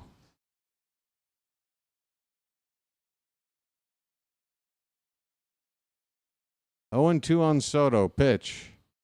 Hit on the ground. And past second base into right center field for a base hit. Coming in to score is Holiday, and the Orioles now lead it 2-0. It's an RBI single for Soto. Runners at first and third, still nobody out. And the Orioles are finally starting to swing the bats. 2-0 Baltimore. And sorry about that mistaken identity for Dylan Carlson, who's now at third base. Soto at first. And here comes the machine. You know, like everything. Hey, I'm just a love machine. And I don't work for nobody but you. I'm just. Ground ball to second. Goes to the second base for one, over to first in time for a double play. But guess what? A run scores, because with a runner at third and nobody out, it will not be an RBI for Machine, but the Orioles now lead it 3-0 after that double play ball. 2 down, base is empty, and Luis Vasquez is at the plate. He takes low for ball one. He's in the ball game now, pinch hitting for Colton Cowser. And at this point, folks, I got to just put all my attention to trying to get battery power on this computer, because if it goes all the way to 0, trying to get it connected again is impossible, because I won't be able to see what I'm doing. You understand what I'm saying? I am really in hot water right now. 2-1 the count on Vasquez. Please connect, please. Oh, plugged in. It said plugged in. I saw you. I saw you. You said it for a second. Just tell me where you like it, and I'll make it. I'll make it. So, what do you want from me? What would you like me to do? What would you like for me to do? Swing and a miss, and the inning is over. But the Orioles score 3 runs. They lead it 3-0. It's a 7th inning stretch. Folks, put some cakes on the griddle. Thank God I'm a country boy.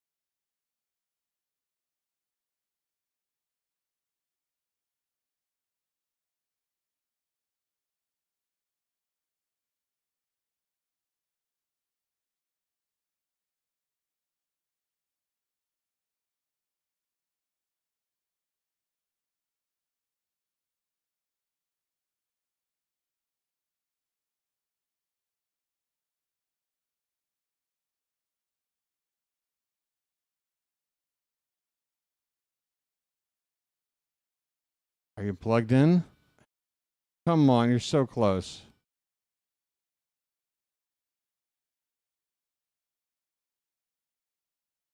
Wow, I have to hold it in with my finger.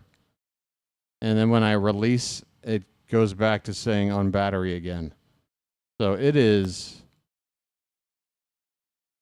I can't do anything. This computer is officially worthless now. I'm now down to 10%. Brian Baker's on the pitch.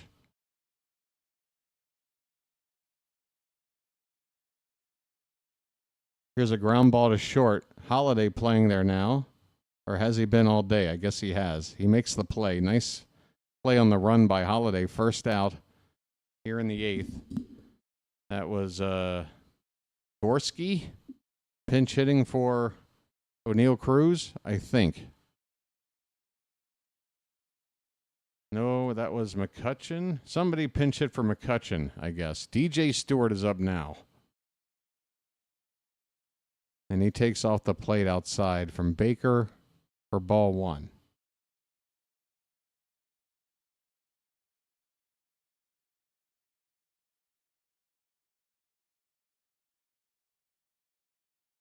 I got, please let me just find the, give me the fucking power, please.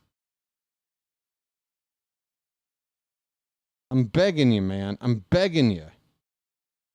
I am begging you, please. Just stay plugged in, please.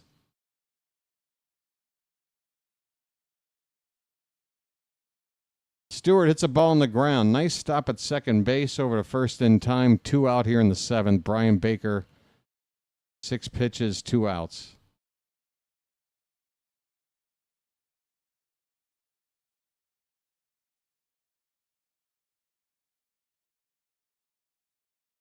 I can't. No, that's not going to help.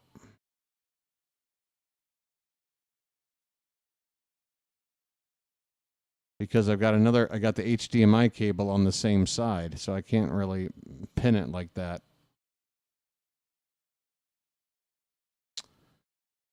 Adam Frazier at the plate, he's 0 for 2, strikeout and a ground out. 0-1 pitch to him is fouled back, 0-2. 9%. I mean, I'm down to like 5 minutes.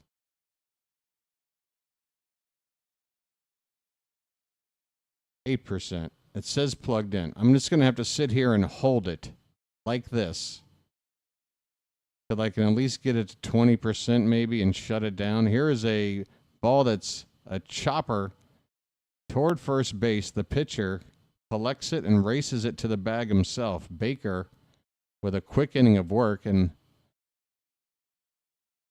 shares some smiles with the infield after making that play himself. We go now to the 8th inning. It's 3-0 Orioles. As I'm sitting here holding in a power cord. Just holding it. Time until fully charged, 1 hour and 3 minutes. So I just stay like this. I don't move. I'm like David Blaine over here doing a stunt.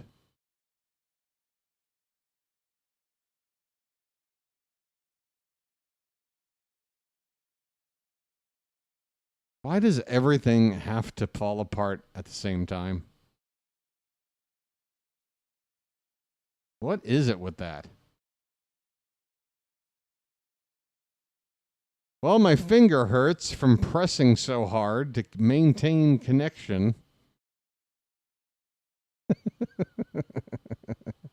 This is... I tell you what, folks. How you doing over there? Yeah.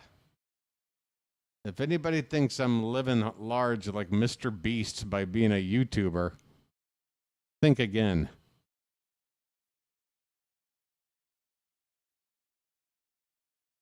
I am barely holding it together.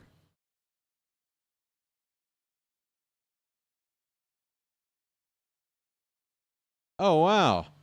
There's a really loud motorbike that's revving its engine for no discernible reason right outside my window at 2 o'clock in the morning.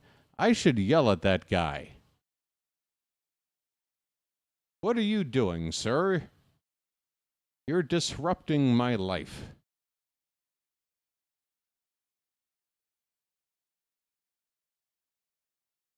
By the way, the Pirates still don't have a hit. Did you know that? The Pirates still don't have a hit. Hunter Stratton is on the pitch for Pittsburgh, right-hander. 36 appearances last season. And we got pinch hitter up here. Hey, I'm up to 13%. I only have to hold it like this for 59 more minutes.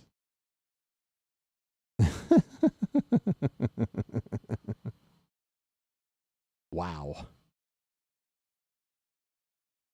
0-1 is swung on and missed. 0-2. Who is batting?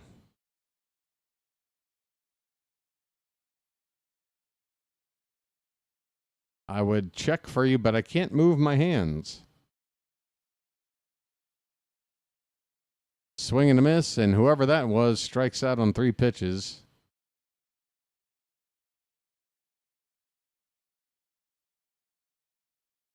Hey, I'm up to 14%. I am cooking with gas. This is like yoga. This is my digital lotus pose. Here's a pop-up on the first pitch behind the plate. Catcher with the mask off, taking a look up against the screen and out of play.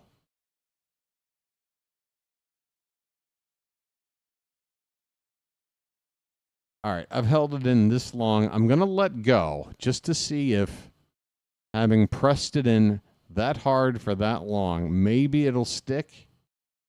If I let it go, I'm letting go, and no, it didn't work. Before I'd even fully taken my finger off, it's back on battery power again. Hanley at the plate, he fouls it off. So I've really got a problem. This computer is done. I'm going to try to get over the finish line with this game, and come tomorrow, folks, I don't know what I'm going to do. I'm not going to have another computer by tomorrow. There's a called strike 3. Down goes Hanley, 2 away.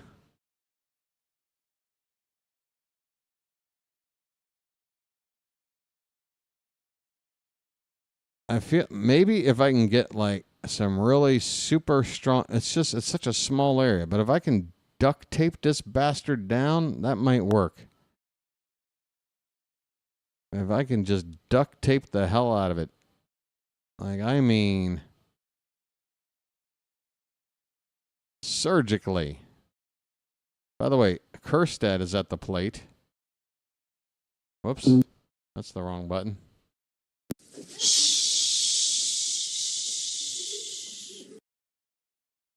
Can I just blow in the hole, David? Wait a minute. Don't take that out of context. Now I got to pay for air?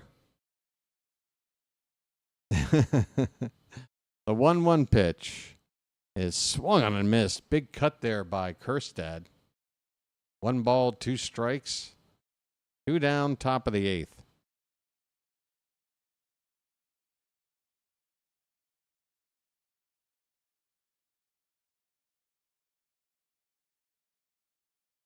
Line drive and caught. A leaping grab by Gorski at first base. Boy, Kjerstad got every stitch of that baseball. He can't hit it much harder, but unfortunately hit it about 7 feet off the ground. And the first baseman able to snag it out of the air to win the inning. Bottom of the 8th coming up. Is that right? Let's hurry up and end this thing, man. Please.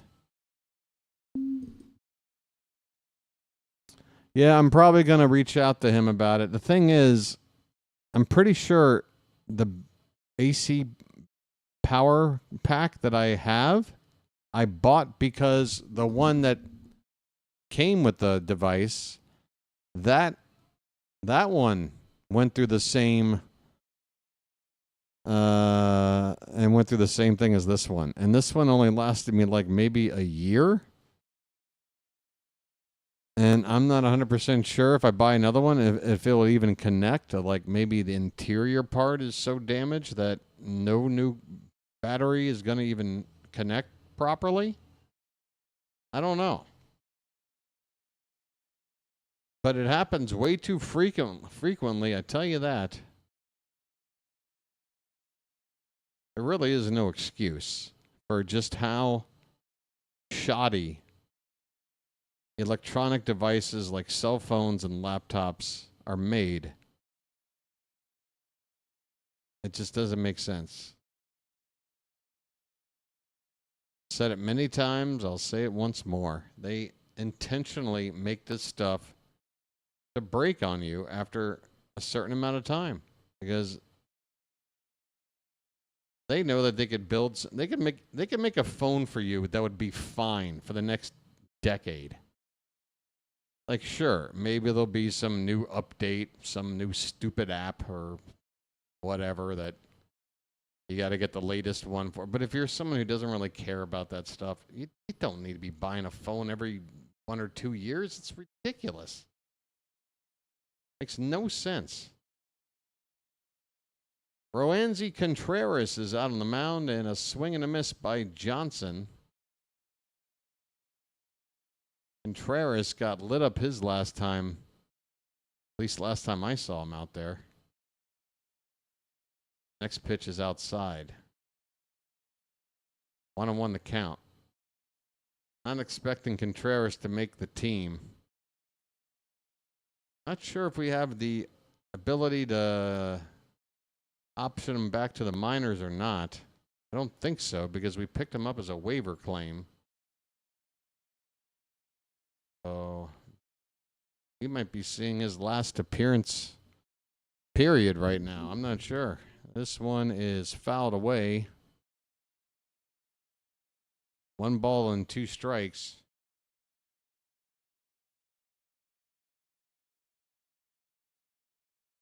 You didn't know that, David? Yeah. If you hit into a double play, there's no RBI.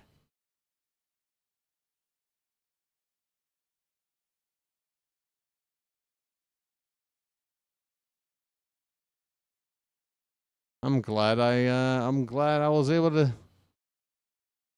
let you know that. This ball's hit in the air, right center, long run, and look out there. Luckily, no collision, and it's Enrique Bradfield gliding his way into the gap to make that catch. 1 down. Vance Honeycutt is in the game in left field now. It's Kjerstad listed still in right field on my screen. So, yeah, if you got a ball with Bradfield and Kjerstad better get out of the way.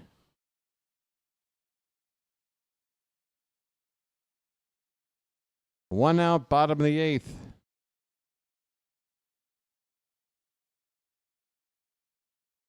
Jack Brannigan. 1-0 pitch fouled away, 1-1. Hey, wait a minute. I hear a dog barking out there. Why should I have to hear a dog barking at 2 o'clock in the morning? You know what? I'm gonna go yell at that dog. What are you doing making noise?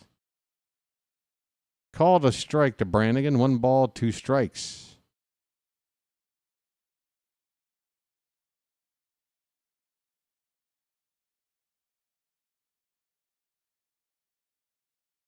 Breaking ball had the plate but was low. 2-2.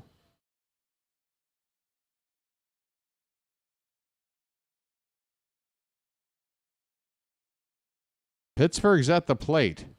So it's the bottom of the 8th.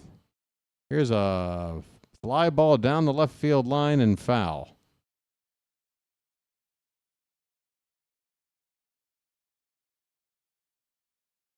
There's Mike Elias in the stands.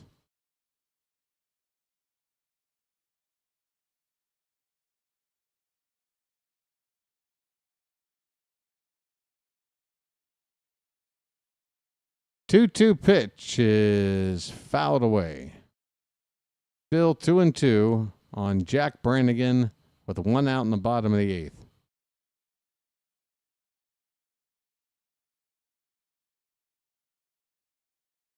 Oh, boy.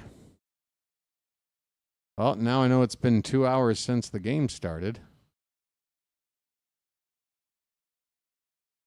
I would hate to miss the result of this at-bat. There's a lot on the line here. God. I tell you what, with this laptop situation, I'm just ready to... Nothing against my beloved Orioles, but I need to just sign off. I've got a neighbor that wants to choke me out. I've got a laptop that is finding new ways to screw me over. And now I got a game that I can't get back up. What's next?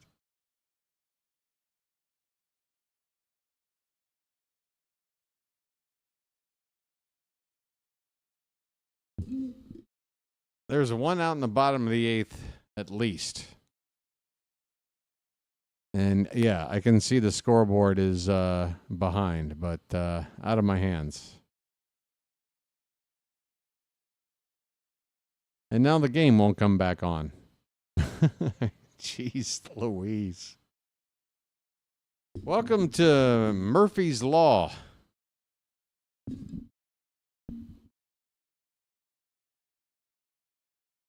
If it can go wrong today, it is. Yeah, I'm just getting a spinning circle for the ball game now. What is the deal? What is the deal with the ball game? I'll try it again.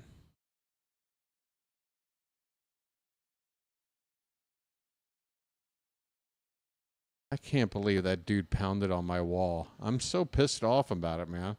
Like, as pissed off as he is, guess what, dude? Fucking now we're both pissed off. That's where we're at. Okay, there's 2 out in the inning, and there's a 2-2 count on the batter.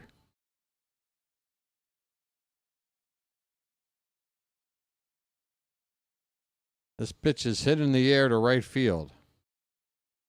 And making his way toward the line and making the catch. Who is that out there? Again, it's showing Kerstad, but that's definitely not Kerstad out there. I think Ramon Laureano might have moved over to right field. It looked more like Laureano out there. Either way, folks, we're going to the 9th inning. It's 3-0 Baltimore. Folks, thank you for attending today's game. A reminder that we'll be on again tomorrow. Same bat time, same bat channel, 1 o'clock. I'll be on the air at 12:50 p.m. We're playing the Atlanta Braves. The Orioles are going to actually get a couple of innings out of a couple of starters tomorrow. I believe it's going to be Charlie Morton and Dean Kramer. Not sure which is going to start the game, but both are scheduled to pitch tomorrow. Probably pitch 2 or 3 innings each. Much like you saw today with Skenes and Eflin. Just at this point, this final start for these pitchers, they're not trying to build up their pitch count anymore and do a full outing. They're just trying to stay loose and get ready for opening day. Yeah. How are we doing on the numbers today? I got a feeling it's wow. Wow. I had a feeling I should have just not streamed this game, and I probably shouldn't have had, because maybe I would have gotten an extra day out of this computer. I've barely passed 200 views, which is the lowest turnout of any game so far in the spring. I had a feeling everybody was sick of watching us play the Pirates in a meaningless game. I could have had normal sleep. And, yeah, none of these things. Folks, there's 30 of you in here right now, and the likes aren't even up to 30. So you're in here right now, and you haven't hit the like button. Please do it. Please. Like, honestly, I've got a lot of stuff going wrong today. All I'm asking is, of the 34 of you, 8 of you could hit that like button right now. And with that little gesture, you're making my blood pressure go down a little bit. You're helping my health improve. Like, honestly. Enrique Bradfield takes a pitch up and away. He's got a 3-0 count. Leading off the top of the ninth, Linares, a right-hander, is on the pitch for the Pirates. And that next one's right over the plate for strike one. Come on, we'll get that like count up to 30 now, can't we? One more of you. We're right there. We're on the precipice. We are standing on the edge. Bradfield fouls it away. It's a full count. I don't mean to be a stickler about that like button, folks. I try to be gentle. I go hours mentioning it just a couple of times, and then I take a look at the actual data, and next thing you know, I got to lay the hammer down. That's ball 4. Good at bat by Bradfield to draw a leadoff walk here in the ninth. And with a 3-run lead, he should have a license to steal if he so desires. With Jackson Holiday coming up to hit now.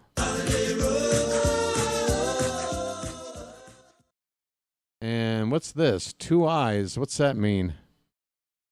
Umpire came out and indicated to the pitcher with his fingers 2 eyes. I'm not sure what that means. Swing and a miss by Holiday. 0-1 the count. I'm not sure what that means. You keep saying inconceivable. I'm not sure that word means what you think it means. Pitch. Up and away to Holiday. 1-1.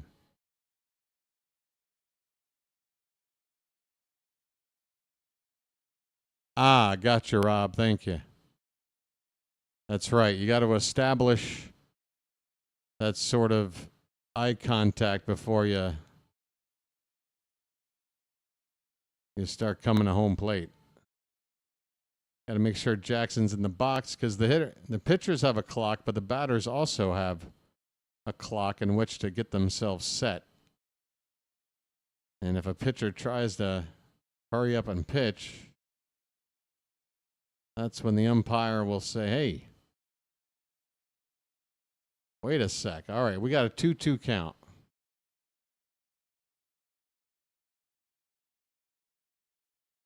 That's probably only the second or third time I've seen that call since that came into the rule book. Check on the runner at first. Bradfield's back.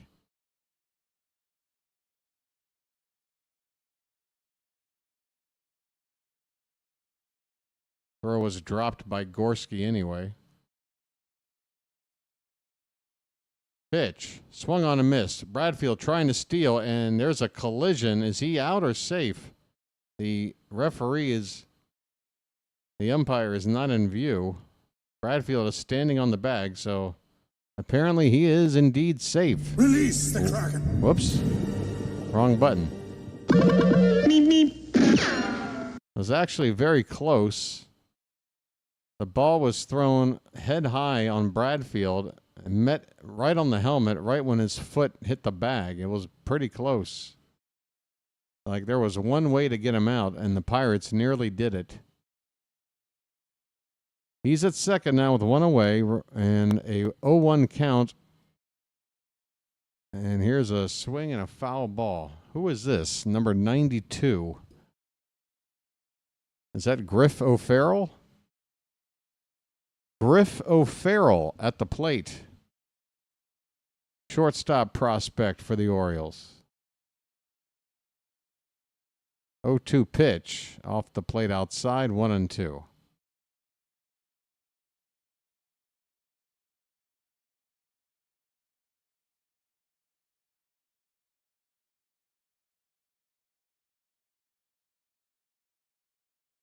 Next offering is bounced in there.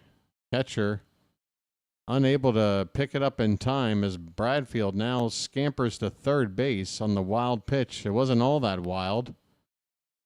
The ball was never more than a foot away from the catcher.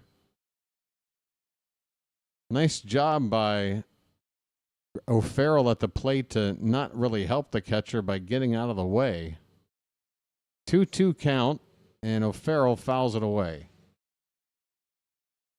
So a chance for the Orioles to score another run without the benefit of a hit now with Bradfield at third base and less than 2 out.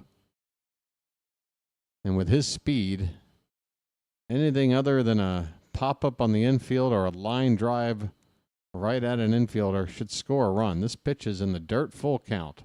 Come on, people.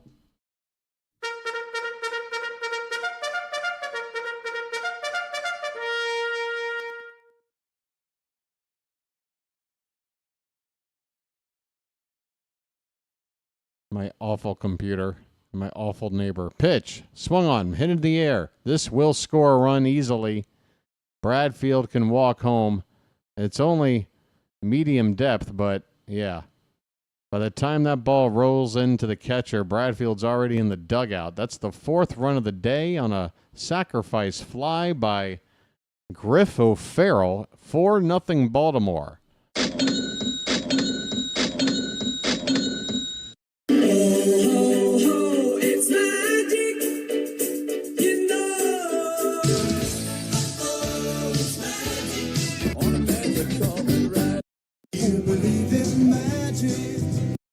Two down in the 9th. Base is empty. Livan Soto had an RBI single his last time up. And he hits one in the air, and that will dunk in there for a base hit into shallow center field. Second hit of the day for Soto. I tell you what, who do we take? Charm City chat. Let me start a poll real quick.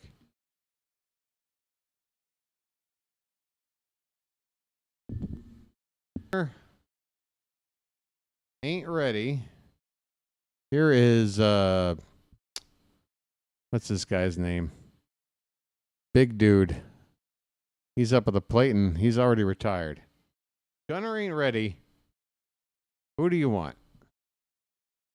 Of course, there aren't that many people here. We're going to the bottom of the 9th. It's 4-0 Orioles.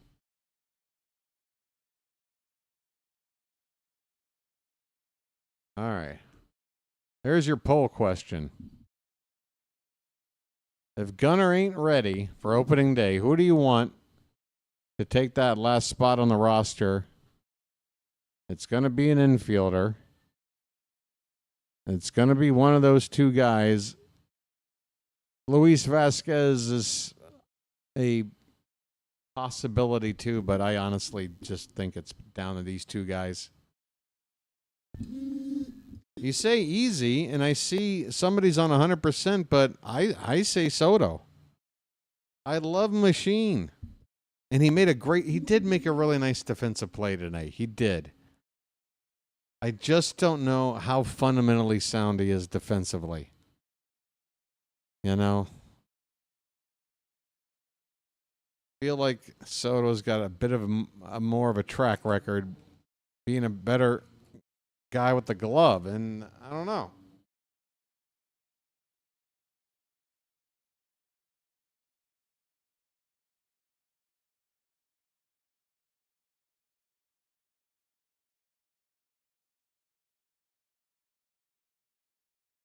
That's right, Kyle Gibson back in his house.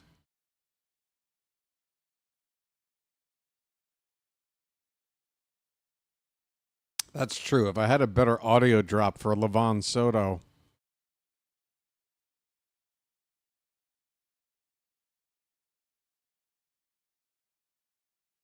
I'm just making an absolute mess of things.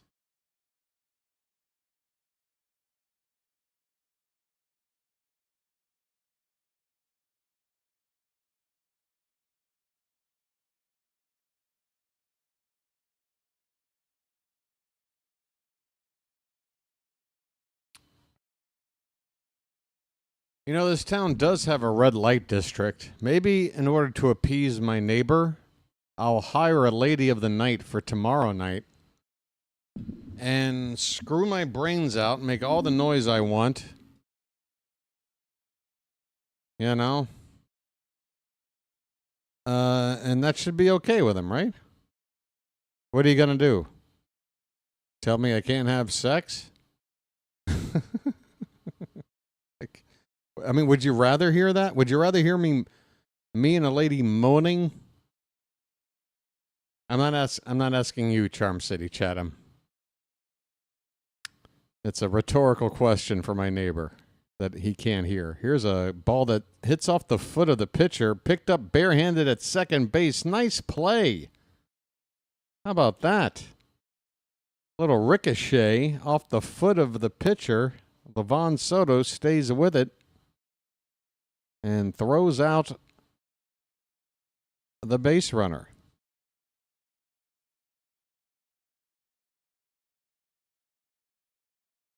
You say would send, Michael. Has there been a formal announcement? I mean, unless there's been an announcement, I think the best way to say that would be, I would be surprised.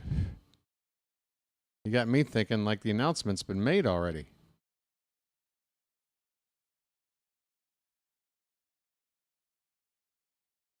Matt lost his internet for a moment. Matt, I'm on the verge of losing about 4 or 5 things. And we need 2 more outs and I can get out of here. Oh, Discord message. Okay. Yeah, I mean, like I said, Rock Kabatko, Oriole beat writer, he had a write-up yesterday that said, I mean, he didn't say he thinks Cade Povich is going to go to AAA, but what he did say is that he thinks Albert Suarez makes the rotation, and he said Brian Baker and Matt Bowman will probably make the team. So by just process of elimination, that means no place for Cade Povich, which means AAA. And again, I'm going to give Rock some benefit of knowledge. He's there. He's with the team from sun up till sundown every day. He's got the scoop more than anybody. If that's what he's thinking, that's got some weight to it, but I hope that's not true. Here's a swing and a miss for strike 3, folks. 1 more out to get.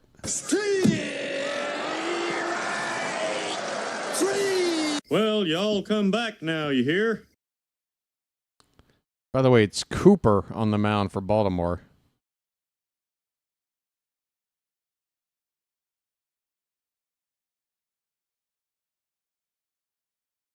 Two down, and here's Gorski. Came into the game first to play center field and then moved over to first base. 0-1 pitch, swing and a miss, and the Pirates are down to their final strike. Then I can hurry up and shut this computer down. Pitch. Off the plate outside, 1-2.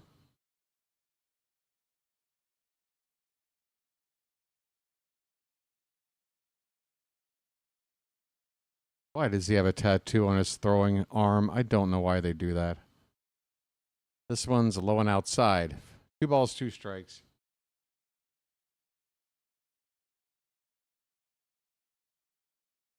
Two-two pitch.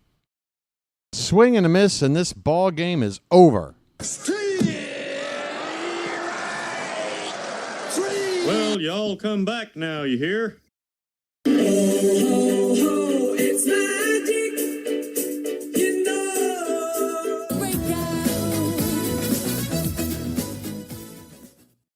All right. That was a no-hitter. That was a no-hitter. The Orioles, I guess I should have maybe built this up a little better. The Orioles just no-hit the Pirates. Hey, our pitching. What is the deal with our pitching? look at the gut on this guy. This dude is in worse shape than me. And I'm not lying about that, and I'm 20 years older. Wow. I should have been a ball player. Final score, Orioles 4, Pirates nothing. And when I say nothing, I mean nothing. No runs, no hits, no errors. 4 runs, 6 hits, no errors for Baltimore. Let me hurry up and turn this game off. Let me shut this part of the thing down.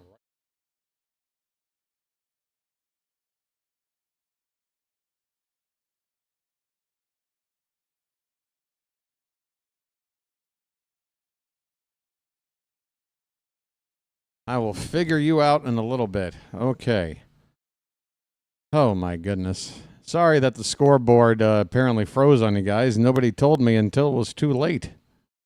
I can't keep a track of all the stuff. But, yeah, final score 4-0, folks.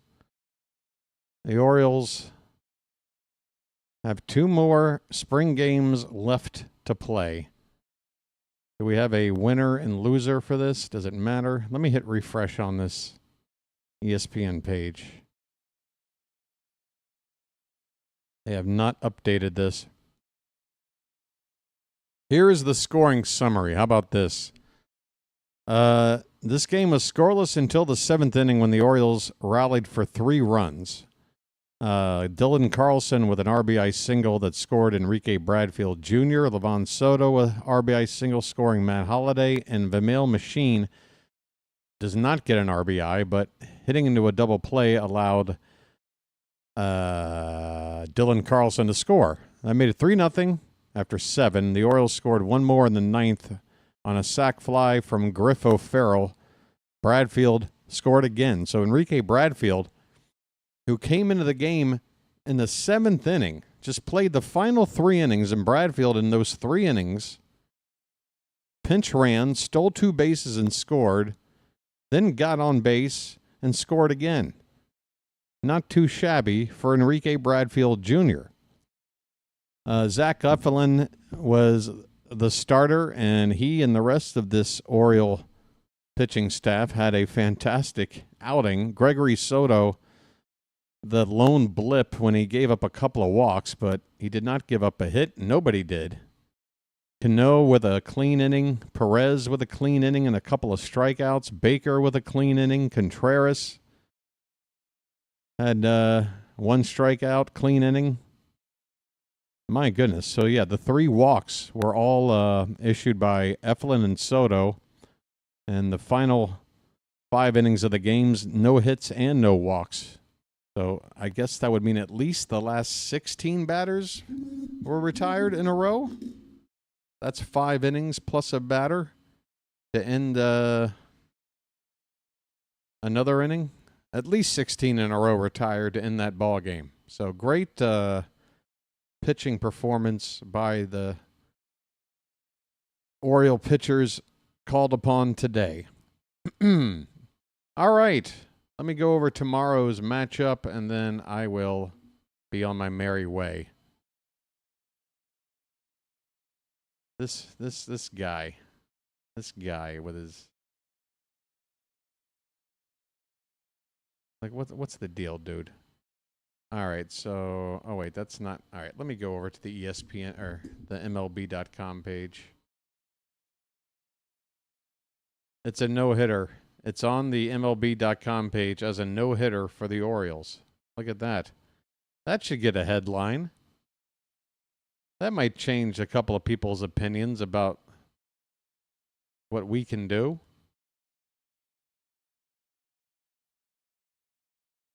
All right, so tomorrow it's going to be Charlie Morton is announced as the starter. So Morton to start.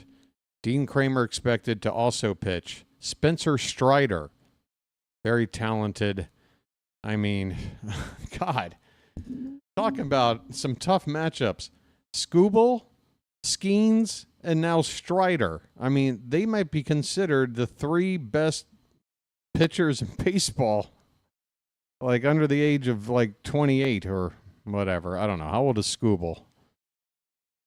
But anyway, yeah, Spencer Strider, who had a long injury layoff, he's back. He'll be on the mound for the Braves. First pitch is at 1:05. I'll be on the air at 12:50 p.m. Eastern. Final game down in Florida. Come on back and watch it with me. And, you know, how we're going to watch it, I don't know. There may be, I should actually just go ahead and tell you there could be a chance I can't stream it because of my computer issue. So if that happens to play out that way, apologies now. And believe me, what matters most is that I got things ready for opening day. So even if I have to miss Monday, just know that come hell or high water, I will be ready in time, not only for opening day, but I'm planning on doing a podcast on Wednesday night just as a sort of preseason or pre-opening day eve get together, talk about things. You know, I think that might be a good idea, but yeah, got to work on some stuff. Until then, folks, I'm out of here. The Orioles no-hit the Pirates 4-0. How about that? It's been a pleasure. Thanks for being here. Tell a friend or two about the channel. And, yeah, hit that notification bell. You won't miss a ball game, all right? Until next time, folks, this has been the BirdWatcher, and I'll chirp at you later. Have a good rest of your Saturday, everybody.